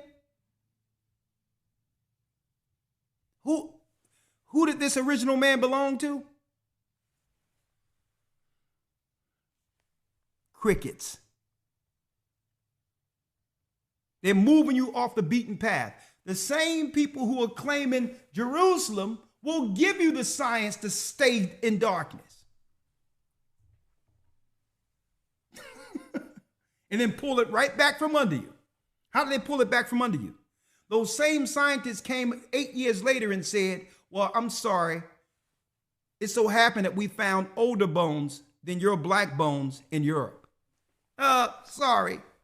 White man is the original man, but you don't see it here. No pro-blacks going into that science. That came after this we found some bone garbage. They probably dust off some old bones from anywhere and sprinkle a little dirt on it and say, see, stay in Africa. Don't even think about Jerusalem. Right? What's the crafty counsel of the lawyer? Verse 5. For they have consulted together with one consent. They're with one consent. They are confederate against thee. And the Bible tell you that they will align themselves at every turn against the lost tribes of Israel. That's their true conspiracy, folks. Then it points it out. Who? The tabernacles of Edom. Edom is number one. Esau is behind this conspiracy along with who? And the Ishmaelites. And there go our brothers again, Arabs. Let's go down. Let's go down here to the 12th verse. Who said, let us take to ourselves the houses of God in possession. Because if we can take their nation from them and reprogram their children, they'll become perpetual slaves to our children. Take their name away and give them our false religions. Now, what came? Hold on. What came out of the conversion when Idumeans converted into Judaism during the 2nd century? You know who came out of them? This who came out of them. Herod the Greek. They call him great. I don't think nothing is great about him. He would be considered Jewish today. He would be considered Jewish. Now, this was before Christ. Herod came out of who? He came out of the line of Antipater. Let's read about him real quick, if you will. Herod, right? Let's read here, Elder Lawyer. Let's blow it up here. Hold on, hold on. There you go. Let's get straight to it. Hold on. Hold on.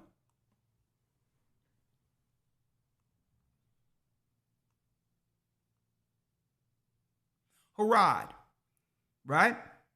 Politics, laws, and government, right? Let's go straight down, right? Hold on. Now let's read it here. Herod. Herod by name. Let's read it.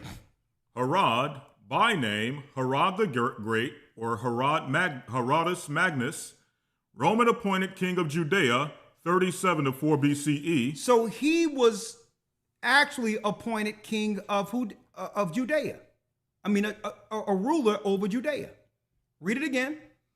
Says Herod, Roman appointed king of Judea. An Edomite appointment, king of Judea. He's an Edomite now. Read. Who built many fortresses, aqueducts, theaters, and other public buildings, and generally raised the prosperity of his land, but who was the center of political and family intrigues in his later years. Now, he was the guy responsible for what? The decree to murder Christ, to kill the baby at birth, an Edomite. Let's go into his family's early life, Elder Lawyer. Herod. Who is Herod? Read. Herod was born in southern Palestine. Southern Palestine. His father, Antipater. Read. Was an Edomite. Was a what? Was an Edomite. Was a what? Was an Edomite. Was a who? Was an Edomite. Was an Edomite. So it was Edomites, the Romans, who put up another Edomite to become the political power over Jerusalem by the time Christ was born. Huh? A what? An Edomite, a Semitic people. A Semitic people. Identified by some scholars as Arab, who converted to Judaism. Who what? Who converted to Judaism. He did who? Who converted to Judaism. Who converted to Judaism. Now we know he was no Arab. He was in league with the Arabs in the land of Idumea. So we're not going to mix Esau and Ishmael up. We don't do that. Okay?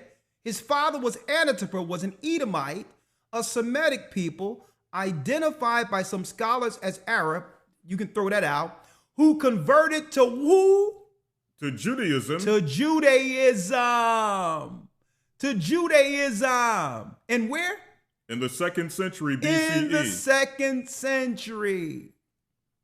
So this guy right here, let me get him, was an Edomite convert from Anatipa, who eventually, about 100 years later after the conversion, was made king over Judea, an Edomite in place at the time of the covenant child Christ, who so happened to be from our people, Judah.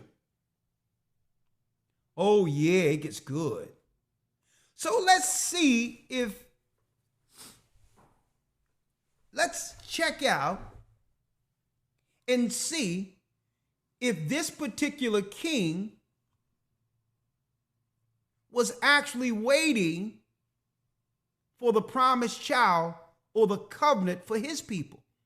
You would have believed that he would readily accept this child of prophecy that was prophesied out of the Old Testament, who would be the anointed Christ, right? Here's an Edomite governor over our people. There go your politics. But he was put there for another reason. Why did they want this man in place during the time of Christ? Let's see. Elder Lawyer, let's go to Matthew, the 2nd chapter. Matthew 2. St. Matthew chapter 2, verse 1. Let me get it here. Matthew 2, verse 1. We're talking about this character here, who's an Edomite, who's now in Judea as a king, who was part of the conversion during the time of Hyrcanus. 100 years later, his parents, his family, who was Edomites, was converted into Judaism. And now the Bible highlights what? The height of his power. Why was Herod put in place by the Romans? Could it have been prophetic? Was he strategically placed there to kill the child who was born to bring forth the promise again to his people? Interesting. Let's read it. Yes, sir. Matthew 2 and 1. Now when YASHAYA was born in Bethlehem of Judea, in the days of Herod the king, behold, there came wise men from the east to Jerusalem, saying, Where is he that is born king of the Jews? For we have seen his star in the east and are come to worship him. So the sign of Christ wasn't before he was born. The sign of Christ was after he was born. The star in the east. And what happens when Herod hear that the prophetic child who was born to take down Esau, to take down, don't forget, it was shown to Rebekah that the elder shall serve the younger. See, Esau knew that this child would be one day the child who would bring empire, strength and power back to the 12 tribes of Israel. Right? So let's see if is he seeking to welcome the child, welcome the parents into his graces. Read. Verse 3. When Herod the king had heard these things, he was troubled. He was what? He was troubled. You know why he was troubled? Because he understood the prophecy, folks. He wasn't for our people. He was in a position to kill the child who would save our people. This troubled him. Read. And all Jerusalem with him. And when he had gathered all the chief priests and scribes of the people together. This is politics, folks. Read. He demanded of them where Christ should be born. Where is the child? Come on. And they said unto him, In Bethlehem of Judea, for thus it is written by the prophet, And thou, Bethlehem, in the land of Judah. In the land of Judah. We're from the tribes of Judah, folks. We're from the tribe of Judah, the Negroes in America. Read. And thou, Bethlehem, in the land of Judah, art not the least among the princes of Judah. Read. For out of thee shall come a governor that shall rule my people Israel. This what he was afraid of. He's already governor. And now our people now, folks, our people can look forward to our own people governing us. Okay? It was no secret that at this time that Herod was from the Edomites. That wasn't no mystery during this time. Everyone knew the line of Antipater and all that were Edomites who converted into Judaism. So now this guy feels what? He feels threatened by the bloodline covenant and is not seeking to welcome this child of promise, knowing that eventually this king would replace him and any other king on earth. So what did he do? Read. Verse 7. Then Herod, when he had privily called the wise men, inquired of them diligently what time the star appeared. Read. And he sent them to Bethlehem and said, Go and search diligently for the young child. And when you have found him, bring me word again that I may come and worship him also. So that I may come and worship him. Yeah, bring him. Crafty counsel. You know, I want to pay my respects to this bloodline king also. Right? Read. When they had heard the king, they departed, and lo, the star which they saw in the east went before them, till it came and stood over where the young child was. Read. When they saw the star, they rejoiced with exceeding great joy. And this has nothing to do with Christmas, folks. Christ was not born during that time. Okay, that's Saturnalia. Because I know you're going to be hearing this Yuletide songs and music in a couple of days. No, Christ was not born in December. Another lie. Read. Verse number 10. When they saw the star, they rejoiced with exceeding great joy. And when they were come into the house, they saw the young child with Mary his mother, and fell down and worshipped him. And when they had opened their treasures, they presented unto him gifts, gold and frankincense and myrrh. Go ahead. And being warned of God in a dream that they should not return to Herod, they departed into their own country another way. Look at that, folks. They were warned by the Most High in a dream. Don't y'all go back to this devil. You better not take this child to be honored. And guess what? He had the honor of a king. Everything they brought forth to this child is the same presentation back in holy times, back in ancient times, that you would do for a king or a prince that was born into the earth. Okay? And what happens? 12. Read. 13. And when they were departed, behold, the angel of the Lord appeared to Joseph in a dream, saying, Arise, and take the young child and his mother, and flee into Egypt. Go to Egypt. Read. And be thou there until I bring thee word, for Herod will seek the young child to destroy him. So Herod sought to kill the baby, folks. They wanted to child sacrifice our king that was prophesied to free us. So you think they're looking forward to Christ returning, folks? No way. So here's an Edomite in our place. Here it is, Edomite in our position over Judea, waiting to kill this baby, knowing it was time for the prophecy. You know, they probably spoke to their high seers and their advisors and all that, their witches and warlocks, and say, yeah, that child that Nimrod was talking about years ago has come into the earth to judge our people. So now this devil is looking to kill our future. Sounds familiar? To kill our future.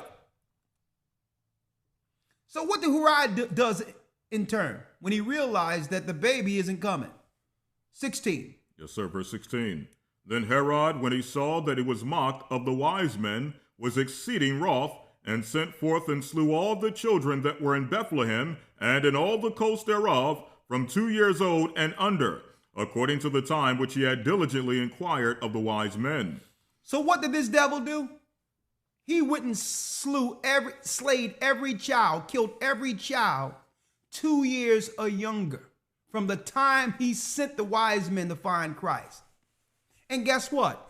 This is also documented in the annals of Rome.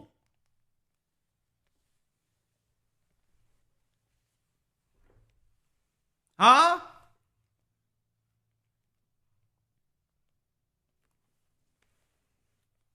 And the Most High had him suffer a serious, excruciating, torturous death for this.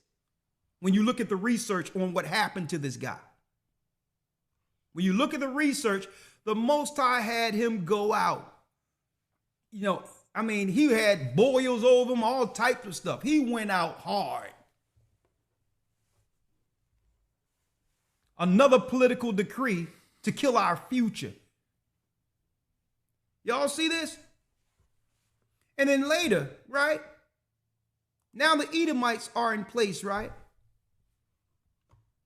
And Christ warned us, right? Let's go to Matthew 10 real quick.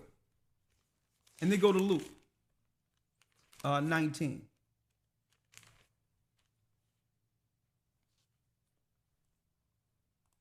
And this I'm going to tell you, this is what they were afraid of. Because when Christ came on the scene, he did what? Let's start at the first verse. Matthew 10:1. And when he had called unto him his 12 disciples, he gave them power against unclean spirits to cast them out and to heal all manner of sickness and all manner of disease. Because they were actually doing germ warfare on our people back then, folks. And their satanic labs and all that. Doing all types of tests. The Romans were good for this, folks. So the Most High began to give us an understanding of how to heal our people. Satan used sickness as a form of what? As a form of warfare to keep our people, to keep the earth under control. And Christ gave us the power to heal. Now let's go down to the 5th verse, when he sent the disciples out. Verse 5. These 12 YASHAYA sent forth and commanded them, saying, Go not into the way of the Gentiles. Read. And into any city of the Samaritans enter ye not. Read. But go rather to the lost sheep of the house of Israel. This is why the devil wanted to kill Christ. Christ was coming with a mission that would put our people back on code. He said, yeah, we can bring in the Gentiles later. After Christ's death, he said, go and teach them. But it was about getting our people together first, because why? The enemies were seeking to destroy Jerusalem, to destroy our people. And the mission had to begin that would one day bring Israel back under the fold, under the guidance of God's covenant.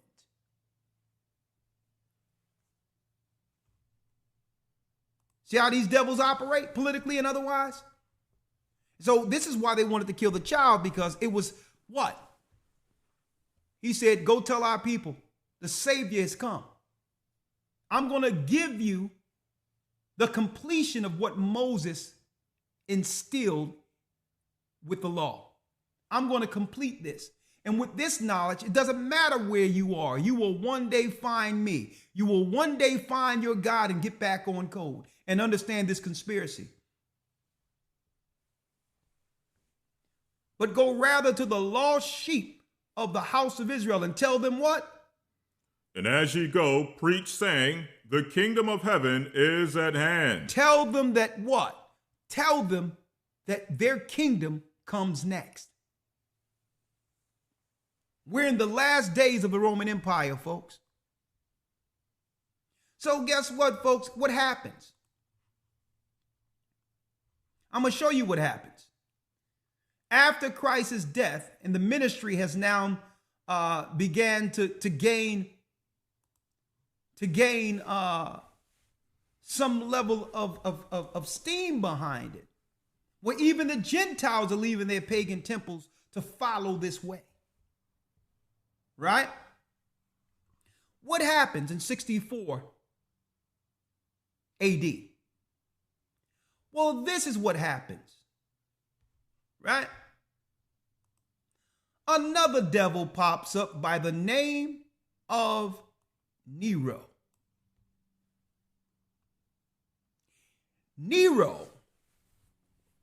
Open up, yeah. Nero. The popular myth that Nero fiddled with Rome burned is not true. Even in the 1st century, Rome was filled with poorly constructed slums that easily caught fire. That's their, folks, that's their what? That's their spin story. But we all know the history. The history was what? A fire started in an enormous Circus Maximus Stadium, Rome, now the capital of Italy.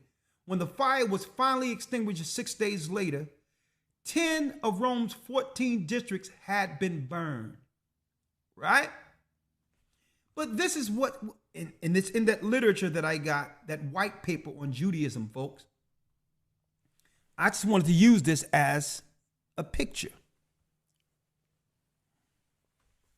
Nero. This devil right here. They call it a myth, but there's historical information out there that would claim he was trying to get the heat off of him politically with some of his sexual improprieties and misdirect people into another political scenario in which what? He would be absolved from some of his evil. So what better way to kill two cats or kill two birds with one stone? Get the heat off of him, and then at the same time put what? Put a target on their number one enemies. The Israelites who have converted into Christianity, who's now destabilizing Rome politically with this new religion, which they thought was a religion that was a threat to the Roman cults. The Roman cult of Mithraism and others. So what did he do?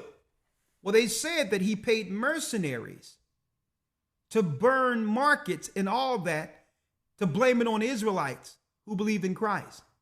And through that, a decree was made to destroy our last what? Stronghold in Jerusalem. This is when our people lost Jerusalem. Elder Lawyer? Did not Christ say that this would happen? It was a prophecy. Let's go to the book of Luke now.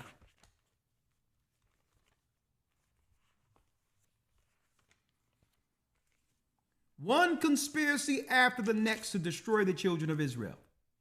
Right? And I need you to go into Babylon and Timbuktu where it says 1 million Jews. Right? You have that, right? Okay, great. Let's go to the book of Luke. Yes, sir. St. Luke chapter 21. Yep. And 21. verse 20. Luke 21, verse 20. Let's read it. And when ye shall see Jerusalem compassed with armies, then know that the desolation thereof is nigh. When you shall see Jerusalem compassed with armies. He used this event as a pretext to draft law that would allow Romans to now occupy our homeland. 64 AD this happened. Right? 64 AD, some about 30 years after Christ's death, they're now coming to destroy us. And when you shall see Jerusalem compassed with armies, then know that the desolation thereof is nigh. Read. Then let them which are in Judea flee to the mountains. Flee to the mountains. This is how we got into Africa in mass numbers. Fleeing what? The Roman armies destroying our homeland. Under what? Vespasian and Titus, which was the next administration after Nero. After Nero. So first you have Nero, who make the political pretext to demonize Israelites in order to begin what? Roman military occupation. And after the demonization, the next administration comes in. Vespasian and his son Titus now can now use that army to actually exterminate our people off of the land, like it was warned by Daniel in the Old Testament and Christ during Christ's time, with some of his last words given to the disciples. He said they were going to do this. And when ye shall see Jerusalem compassed with armies, read. Then know that the desolation thereof is nigh. Read. Then let them which are in Judea flee to the mountains. This is an Edomite attack against the homeland of Israel. The same land we see them fighting over today. This happened to us, and Christ prophesied it would happen. We fled into the mountains, read. And let them which are in the midst of it depart out, and let not them that are in the countries enter thereinto. Read. For these be the days of vengeance, that all things which are written may be fulfilled. That all things that are written may be fulfilled. Now, Elder Lawyer, let's go into Babylon and Timbuktu and see what happened right after the Romans sacked Jerusalem, 70 AD. Now, don't forget, it was the politics that led to them demonizing us first. And then they put the armies in place for the next administration to come through to now use that army to cut off all exit routes and destroy our people in Jerusalem. But those who were in Christ knew the prophecy and began to work their way out of that area before the fall of Jerusalem. See? Let's read it. What page? Page 84. In the year 65 BC, the Roman armies under General Pompey captured Jerusalem. Hold up the book so they can see it. From Babylon to Timbuktu, Rudolph Art Windsor, read. In the year 65 BC, the Roman armies under General Pompey captured Jerusalem. In 70 AD, General Vespasian and his son Titus put an end to the Jewish state. Come on. With great slaughter. Come on. During the period of the military governors of Palestine, many outrages and atrocities were committed against the residue of the people. During the period from Pompey to Julius, it has been estimated that over 1 million Jews fled into Africa. 1 million black, what they would call black Israelites, ran into Africa. See? After this massacre on our homeland. Read. Jews, it says here, Jews fled into Africa fleeing Roman persecution and slavery. The slave markets were full of black Jewish slaves. The slave market was filled with Israelites, millions of us. See? Who died by the hands of Edomites, the Romans. And those who survived, our people were thrown into the Marv. We were thrown into the Colosseums for sport. We became the gladiators of Rome. Eventually, through time, as Rome began to what? Began to lose power. And this is what happens when you begin to destroy our people. Our God will begin to what? He will begin to minimize your power on earth so that we would have a way to escape and sustain the promise that was given to our father Abraham. So what happens? You allow us in your armies. Vespasian, down the line, Septimius Severus and Pescennius Niger led revolts. That's right. The generals began to lead revolts against the Roman Empire, and it began to splinter Europe, splinter Rome. And out of this came the Dark Ages, where our people began to rule different parts of Europe, like King James, a so-called black man. Right? Hold on. Now, the slave markets were full of black Jew slaves. You never hear this history in our schools. But that's Esau coming against us. Well, what about the Arabs? Well, Muhammad, who came from the sons of Nabajoth through the Quraysh tribe, we taught Muhammad the Abrahamic way. He interrogated us concerning our religion, only to compile the research we gave him into a new religion called Islam. And once we refused to recognize his religion as a what? As a comparable religion on the level of what we believed, he turned on our people. Ishmael. Let's read it out of there, Elder Lawyer. Let's read it. Let's go straight to when Muhammad rounded up our people at Medina. We don't just go straight to it. Yes, sir. Page 50. Page 50. Let's read it. In the year 627, the Battle of Fos occurred. The Jewish tribes were defeated by the armies of Muhammad. 700 Jews were gathered in the marketplace and offered the alternative, the Quran or the sword. Listen, it was our people, folks, from the diaspora. This is why Africa and all that, a large number of them were actually converted during the time of the so-called Moor period. These Moors, we didn't become Moors voluntarily. The Muslim Moors.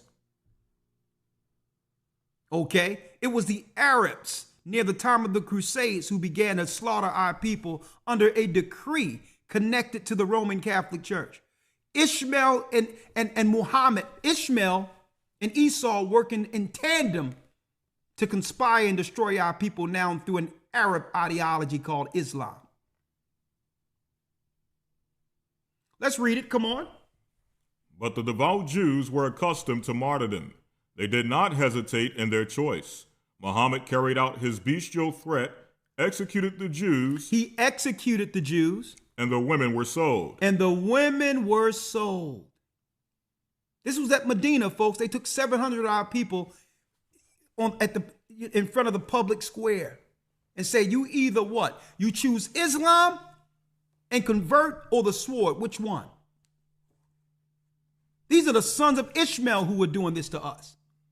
Well before there was any such thing as a transatlantic slave trade.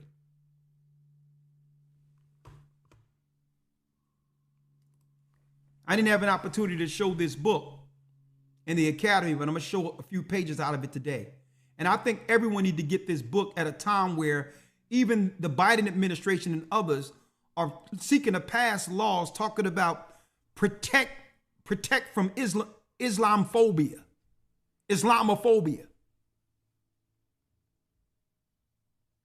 When where was our protection? When Muhammad and the Arabs did this to us. Islam, black slaves, Elder Lawyer. Let's get the book real quick. I'm going to end it here. Islam, black slaves. Right? Let's go here to that page here. Hold on, let me make sure I have it here. Yep. In the beginning. Now the first couple of pages. Okay. Yep, you'll see it marked. Yep, right there. Now this is the other black diaspora, Ronald Siegel, author of The Black Diaspora, Islam's Black Slaves, right? Let's read it real quick. You notice they're making crime bills to hate crime bills for Asians, for Arabs, but there's never been a hate crime drafted to protect, so that we can protect ourselves from those who are hurting, harming us. Right? Read. The history of Islam is not only about glories, however. It involves an investment in slavery. That had millions of black victims. That had many of black victims we know who are Israelites. Read. There is a conscious and articulate black diaspora in the West that confronts the historical record of slavery and racism there. Read. That Islam has no comparably conscious... Let me get it. Next one. Has comparably conscious, read. No conscious and articulate black diaspora to confront it with the reminders of slavery, does not make the record any more immune to examination and judgment. Read. Islam owes such an examination and judgment not only to itself, but also to its victims. They have the right, most precious of all, for the voiceless to be heard. For the voiceless to be heard, because they play hot potato, folks. When we begin to understand Esau's attacking us, they'll just move out of the way and let Ishmael attack us.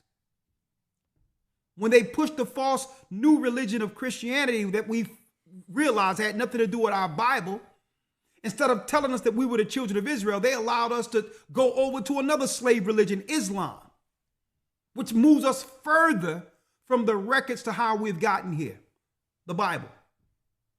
Right?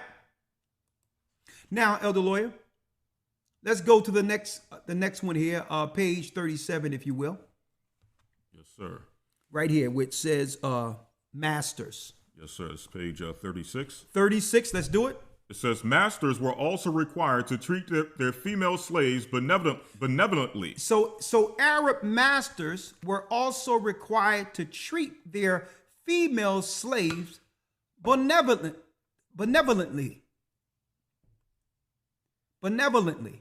Like they'll come into our neighborhoods, right? And we all know what's be happening behind closed doors. A lot of people haven't been saying this, but we know what happened in those shops, you know, targeting and looking at our sisters who they know that have no guidance or nothing. Some of their arrangements they be making in our neighborhoods with our sisters who pop up pregnant from nowhere. Read. Masters were also required to treat their female slaves benevolently, though with qualifications as well as peculiar advantages. The Quran stipulated that female slaves might lawfully be enjoyed by their masters. So the Quran agrees and stipulated that female slaves, according to their law, is morally good for them to what? That female slaves might lawfully be enjoyed by their masters. You know, religiously, that's a good thing according to the Quran, right? That it's not unlawful for them to enjoy themselves with those sisters who are under their power. Who knew that was allowed according to the Quran? Read. But such lawful enjoyment passed to their husbands when the female slaves were married, and masters had a moral duty to marry off their virtuous slaves, male or female. Read. Indeed, a twofold reward in heaven was due to the master who educated his female slave, then freed and married her. Read.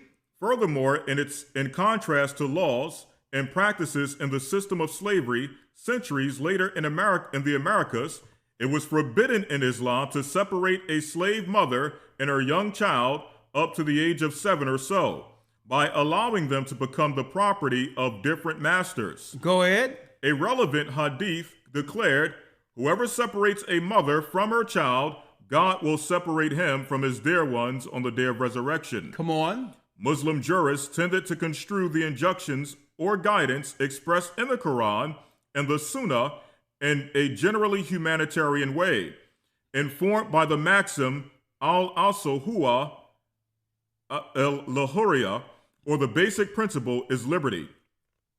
Thus, the assumption in all dubious cases, such as fondlings of unknown origin, was in favor of freedom. And Muslim law allowed only 2 passages to the status of slavery: birth to a slave mother and capture in warfare. And capture in warfare. Read. Even these were qualified. The children born to a female. Hold on. The children, that's our people, the children of Israel, hold on, who are born to a female, hold on. Read. Who is born to a female slave. And her master was automatically free, since otherwise the child would be its own father's slave.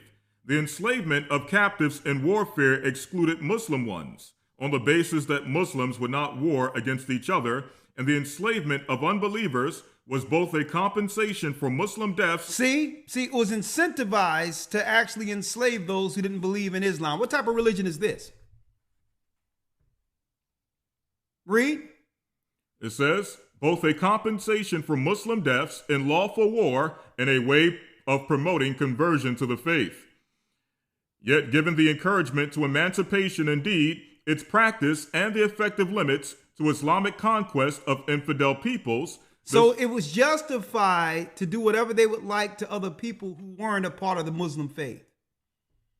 So this is how they justified handling and destroying our people without conscience. Read. The supply of slaves would have fallen even ever further behind the demand if the law had not come increasingly to be flouted. Muslims enslaved other Muslims, sometimes on doctrinal pretexts. Because they didn't agree on certain things. Madness. Read. Some Muslim movements considered those who were not adherents to be infidels, righteously to be attacked, captured, and enslaved. Rebellion provided another pretext. For instance, thousands of women belonging to a Berber tribe that had revolted were publicly sold at Cairo in 1077. Was publicly sold at Cairo in 1077, folks. This was before what we talk about when it comes to the transatlantic slave trade. They were doing this over there before we were brought into slave ships, as is written of in Deuteronomy 28 and 68. Read. More often across the frontier from Muslim states, people of various faiths, including Islam, were subjected to war or raids, and captives were enslaved, regardless of whether they were Muslims. Even in Muslim states, the free were not safe from being kidnapped for subsequent sale of slaves. Read. Sometimes it might have seemed that no one was beyond the catchment areas or area of such abuses. So we're going to show you, we're showing you, according to history, how Islam began to gain its notoriety and power to have a religion to be reckoned with on the level of mass religions like Christianity that had a head start, which had head starts. It was through the sword, folks, forcing people into believing this or die. Rape, pillaging, destroy it. And they'll come in our neighborhood and push it and claim, oh yeah, it's just a way of life, without giving our people in our neighborhoods this particular history on how Islam was founded on the bloods of the children of Israel. Read. It says here, even in Muslim states, the free were not safe from being kidnapped for subsequent sale as slaves. So they would kidnap us. This was before the so-called Roots narrative we see with that made-up story, Roots by Alex Haley. Y'all know that story was made up, right? Not to say that, that unjust things didn't happen. That Roots story was a bunch of, they even admitted it was a lie later down the line.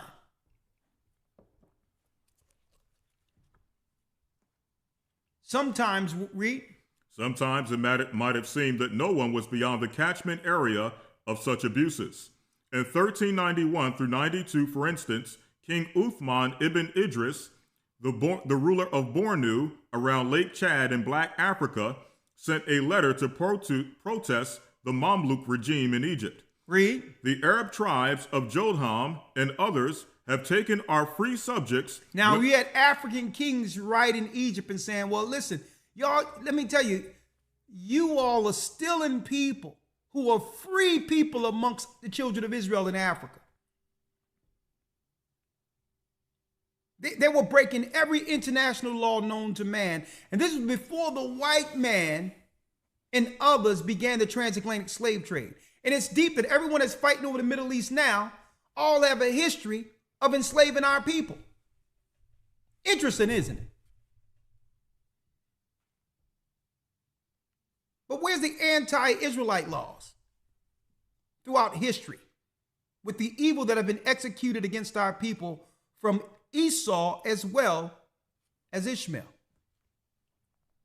So now you had a king write them and say, well, hold up, man, y'all stealing free people. They had a whole machine going on with Arabs who were Muslims coming into our area, stealing our people, coming into Africa, our children out there playing, now they're missing. And I'm saying this, folks, because, folks, what do you think going to happen when they allow a lot of these unscrupulous people in our communities? without any checks or balances, knowing exactly who's coming over. What do you think is going to happen? We're going to hear about more kidnappings. We're going to hear about more murders. And everything that happens in our community, they're going to blame on us. Watch what I tell you. When this is their history. They have a history for this. And every little crime that happens in our areas, when they come over here with that madness, is going to be blamed on our people, and it's going to lead to more destruction on the children of Judah here in America.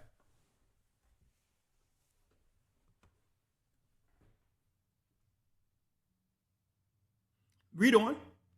The Arab tribes of Jodham and others have taken our free subjects, women and children. Women and children. This is why they wanted to set the stage first, to separate women from children, so that there'll be no defense when what? When the asylum seekers come. See? They had to make it where there'll be no men to defend the community when they allow all of these men to come over into the community. This was strategic, I believe. Read. Women and children and old men of our own family and other Muslims. These Arabs have pillaged our land, the land of Bornu, and continue doing so. They have taken as slaves free men and our fathers, the Muslims, and they are selling them to the slave dealers of Egypt, Syria, and elsewhere. They were selling us at this time, folks. Read. And keep some of them for themselves. Read. In the early 19th century. The early 19th century Swiss-born John Louis Bucart, while journeying through Nubia, met up with a slave dealer, Haji Eli El Bornawe, whose apparent sanctity of conduct and related great reputation did not preclude inconsistent practices. To hear him talk of morals and religion, one might have supposed that he knew vice only by the name. Yet Haji Ali, who had spent half his life in devotion, sold last year in the slave market of Medina his own cousin, whom he had recently married at Mecca. The circumstance was well known in the caravan, but the Haji nevertheless still continued to enjoy all his wanted reputation. At one or another commercial center in Islam, the slave dealer would generally co-sign his stocks to a broker or dalal who might dispose of the more desirable and correspondingly expensive items by private sale or otherwise included them with the rest for public sale in the slave market. Hold that. So now when we look at the slave market, we have to do the research, not of our modern times with their revisionist history. We have to look at the people who owned the ships, the bill of sales, who was over the caging of the people, right? The transport of the people, right? The logging of the people, and the slave markets, not just in America, but throughout the earth.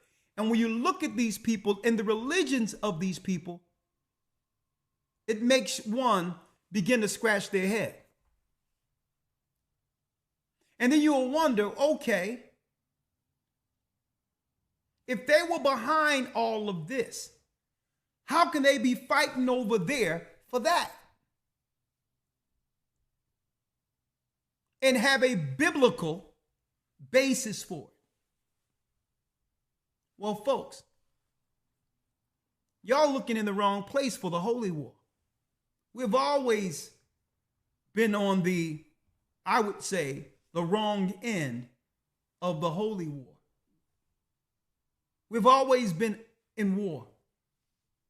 It's just that because our people don't understand we're Israelites, we don't even understand we've been born in it.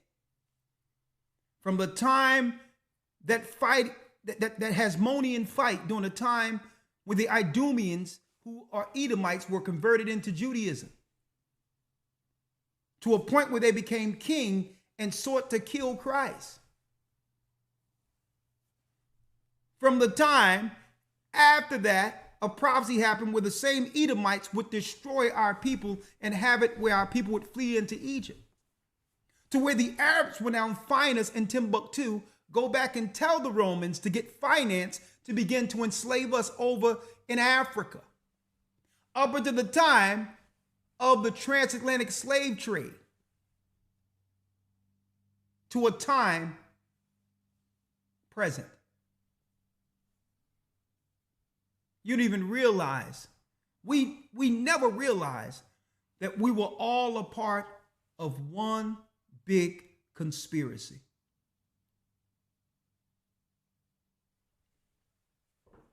Now that we understand the players in the game, what are we to do? Knowing is half the battle. The Bible states, my people are destroyed for a lack of knowledge. No, guess what? We're not here to try to seek vengeance or harm anyone.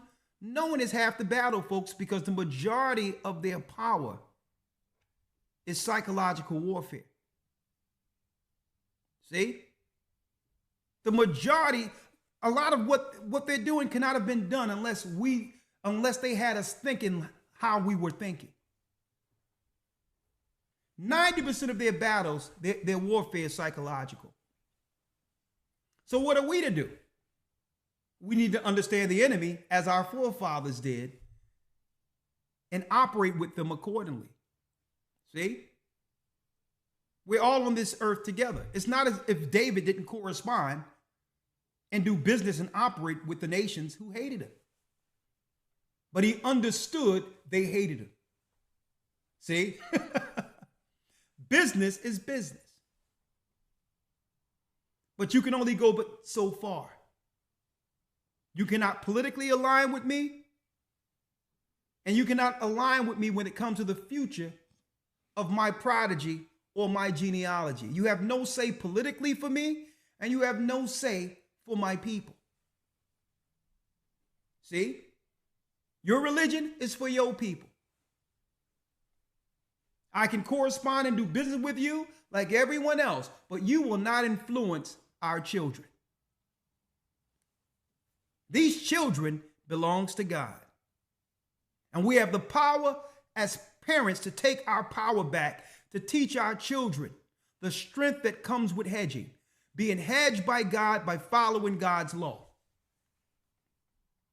And have respectful children and say, well, listen, all due respect to you, teacher, we don't celebrate Halloween. We don't celebrate Christmas. We don't celebrate Easter. We don't deal with Sunday worship. And they ask you why. Listen, I don't have to explain my religion to you. Okay? Outright, it's my religious belief, and I'm not here to explain what that belief is. Okay? I just don't do it. What do you follow? I follow Sabbath. I follow God. I follow Christ. And the Bible teaches as much life within us, be at peace with all men. I respect your position, but I can in good faith follow paganism. We ought to walk away from Islam. We ought to walk away from Christianity, and we ought to come back to the fold of Israel. See? So we're not saying to do anything wrong, no, to anyone. What we're saying is understand the conspiracy of your enemy, and if you now are subjected to the harms of that conspiracy, it's no fault but your own. Because you don't have to engage. We cannot align ourselves with the people who've always destroyed us. We need to come back to God, come back to Christ, and help one another. And in turn, our God will help us. We can't seek to this political system for help. You see, the more we ask, the more they double down on destroying us. And I'm going to tell you, and I said it amongst the Patreon. Y'all got to get on that Patreon too. I said it last week. Don't be surprised if some Manchurian candidate who looks like us, that some war-torn child that they raised who look like us, don't be surprised if one of the next events this year out there is where they'll dress up one of their Manchurian candidates who look like us and have some big event happen to claim that Israelites did something. Don't be surprised if it happened, because they did this in 70 AD. They did it as a pretext of 70 AD and 64 AD during the time of Nero, where some cities were burned and it was blamed on Israelites who were Christians. Elder Lawyer? Yes, sir. We're at the end. Let's go to Deuteronomy 28 and 64. Who are we? And never forget the past.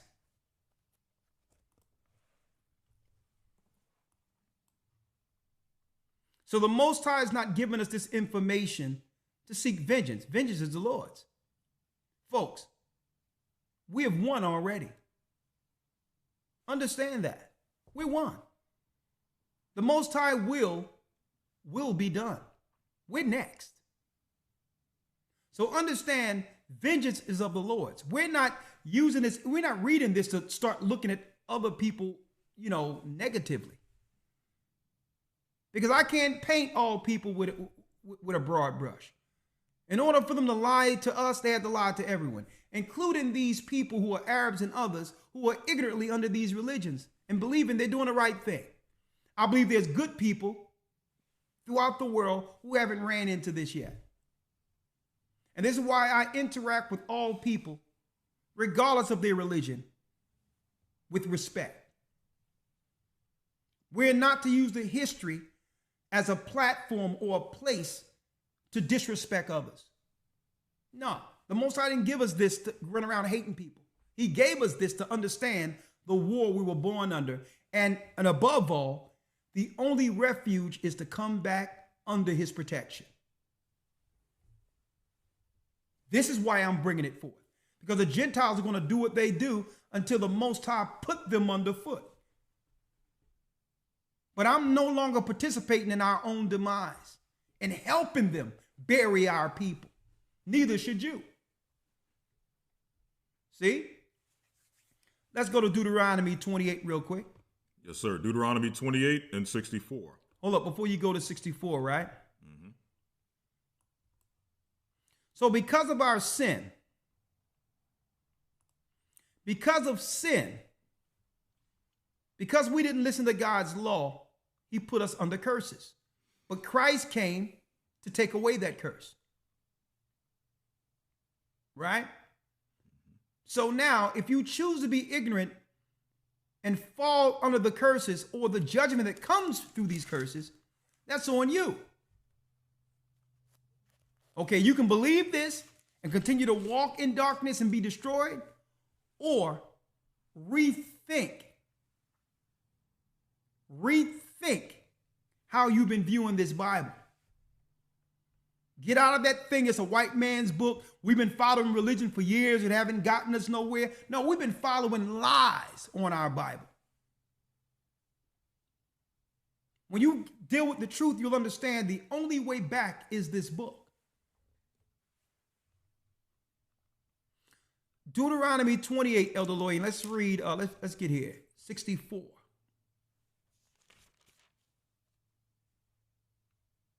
And give me the dumb stone too. The book of Nahum. Deuteronomy 28 and 64. Can you read that, Elder Lawyer? Yes, sir. Yes, sir. Deuteronomy 28, verse number 64.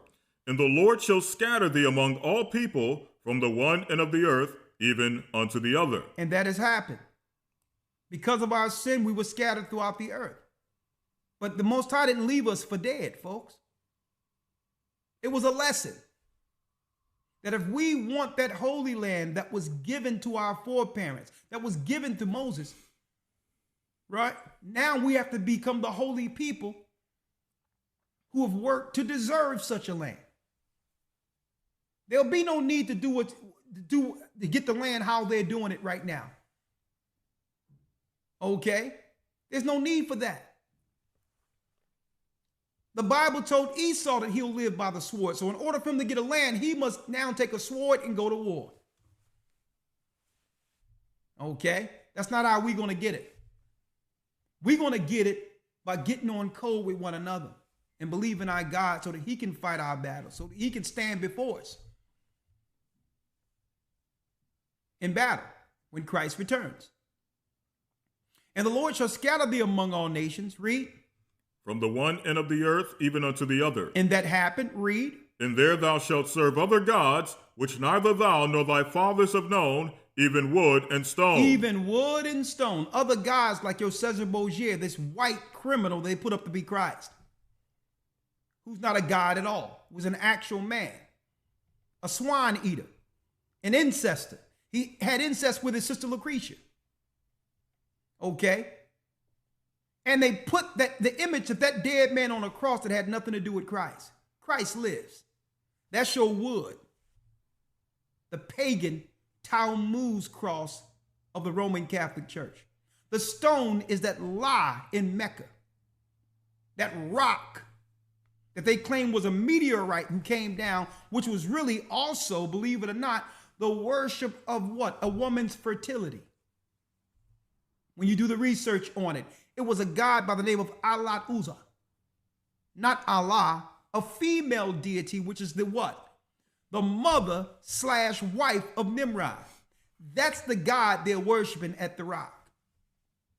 And the Most High said that if we didn't follow him, we would eventually fall to following these lesser gods, these idols that have been erected by the Gentile nations who hate us.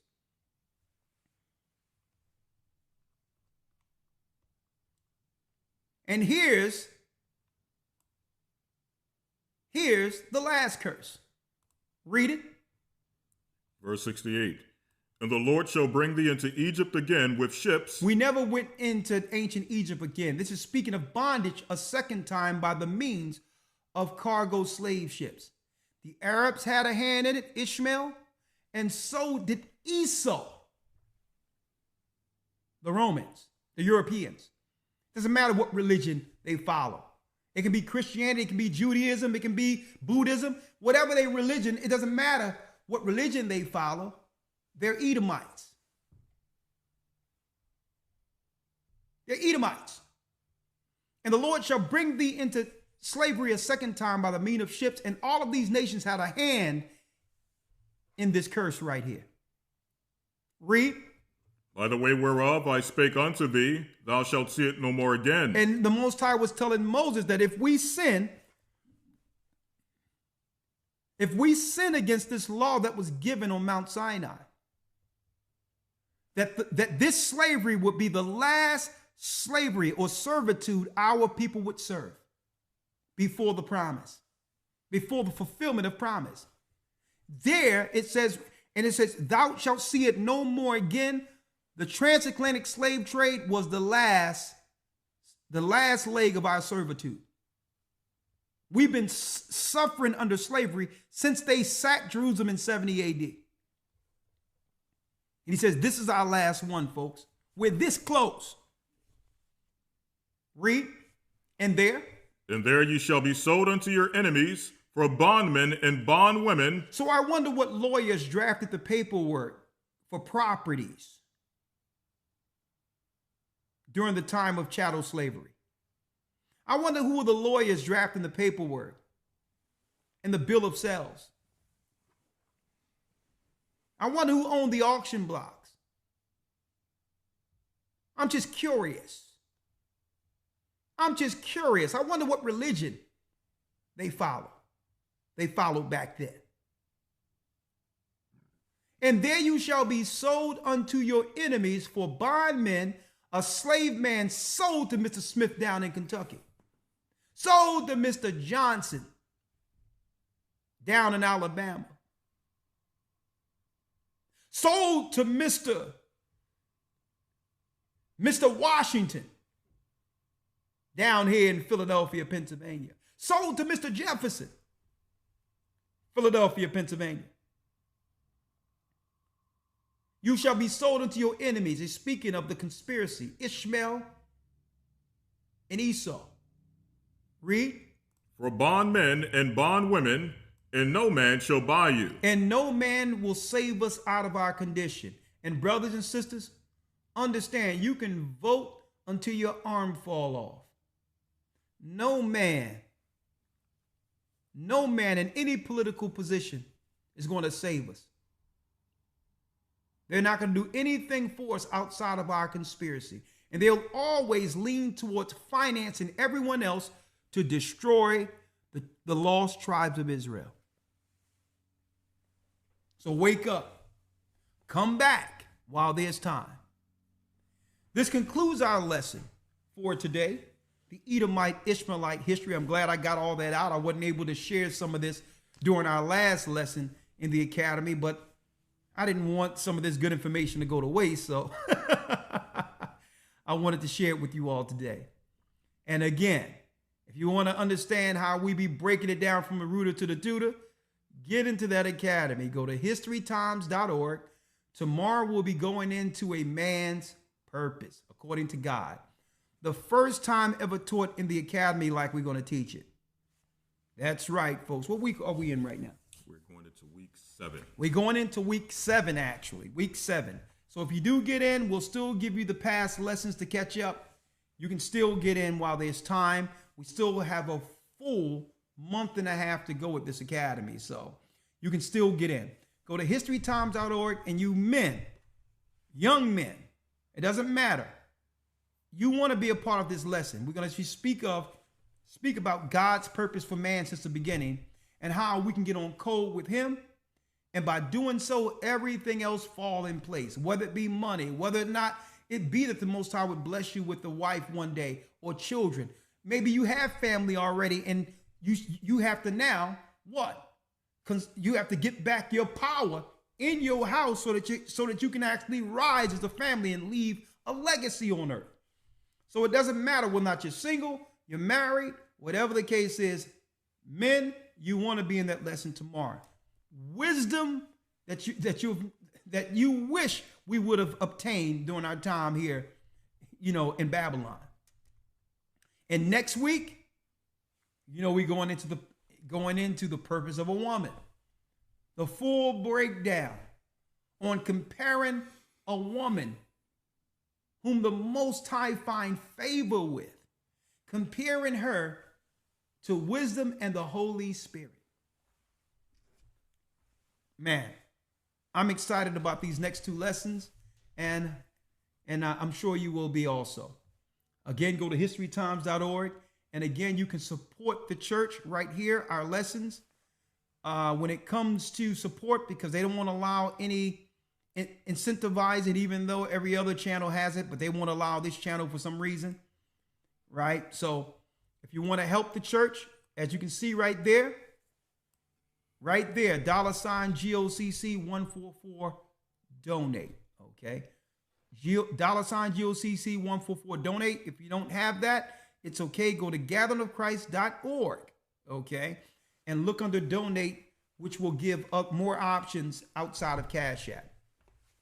Also, I would like to tell you all I'm looking forward to our new website we're about to launch soon. And also that's going to be in Spanish. We're going to have one site in English, a whole other same site in Spanish. And we look to do one in French later, whatever the case is. But right now, I'm looking forward to this gospel being taught throughout the earth before the curtains come down. We have some time, not a lot of time, but we have some time. Let's come together under the hedge of the Almighty. We thank you for your presence today. Like, share, subscribe, let others know that we're here.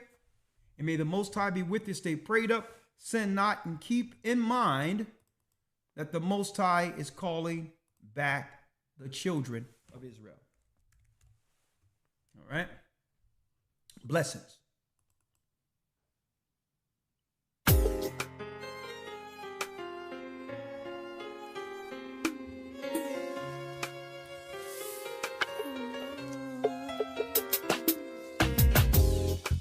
The East is where we're from. The 12 tribes of Israel.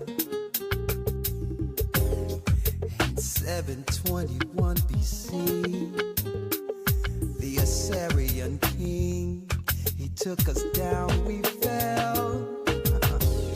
With a great escape we went through the Euphrates. The Lord held the water still. To a land where no mankind dwelt, we went. The 12 tribes of Israel. So we be Manasseh, the Cubans, Ephraim from Puerto Rico, Naphtali from the Isles of Hawaii. The Lord is calling back Israel. Zebulon from Panama, Gad, the North American Indians, Simeon, the Dominicans. AHAYAH's gathering Israel. The Arabs and Africans told us at gunpoint. Together our wives and children then sold us.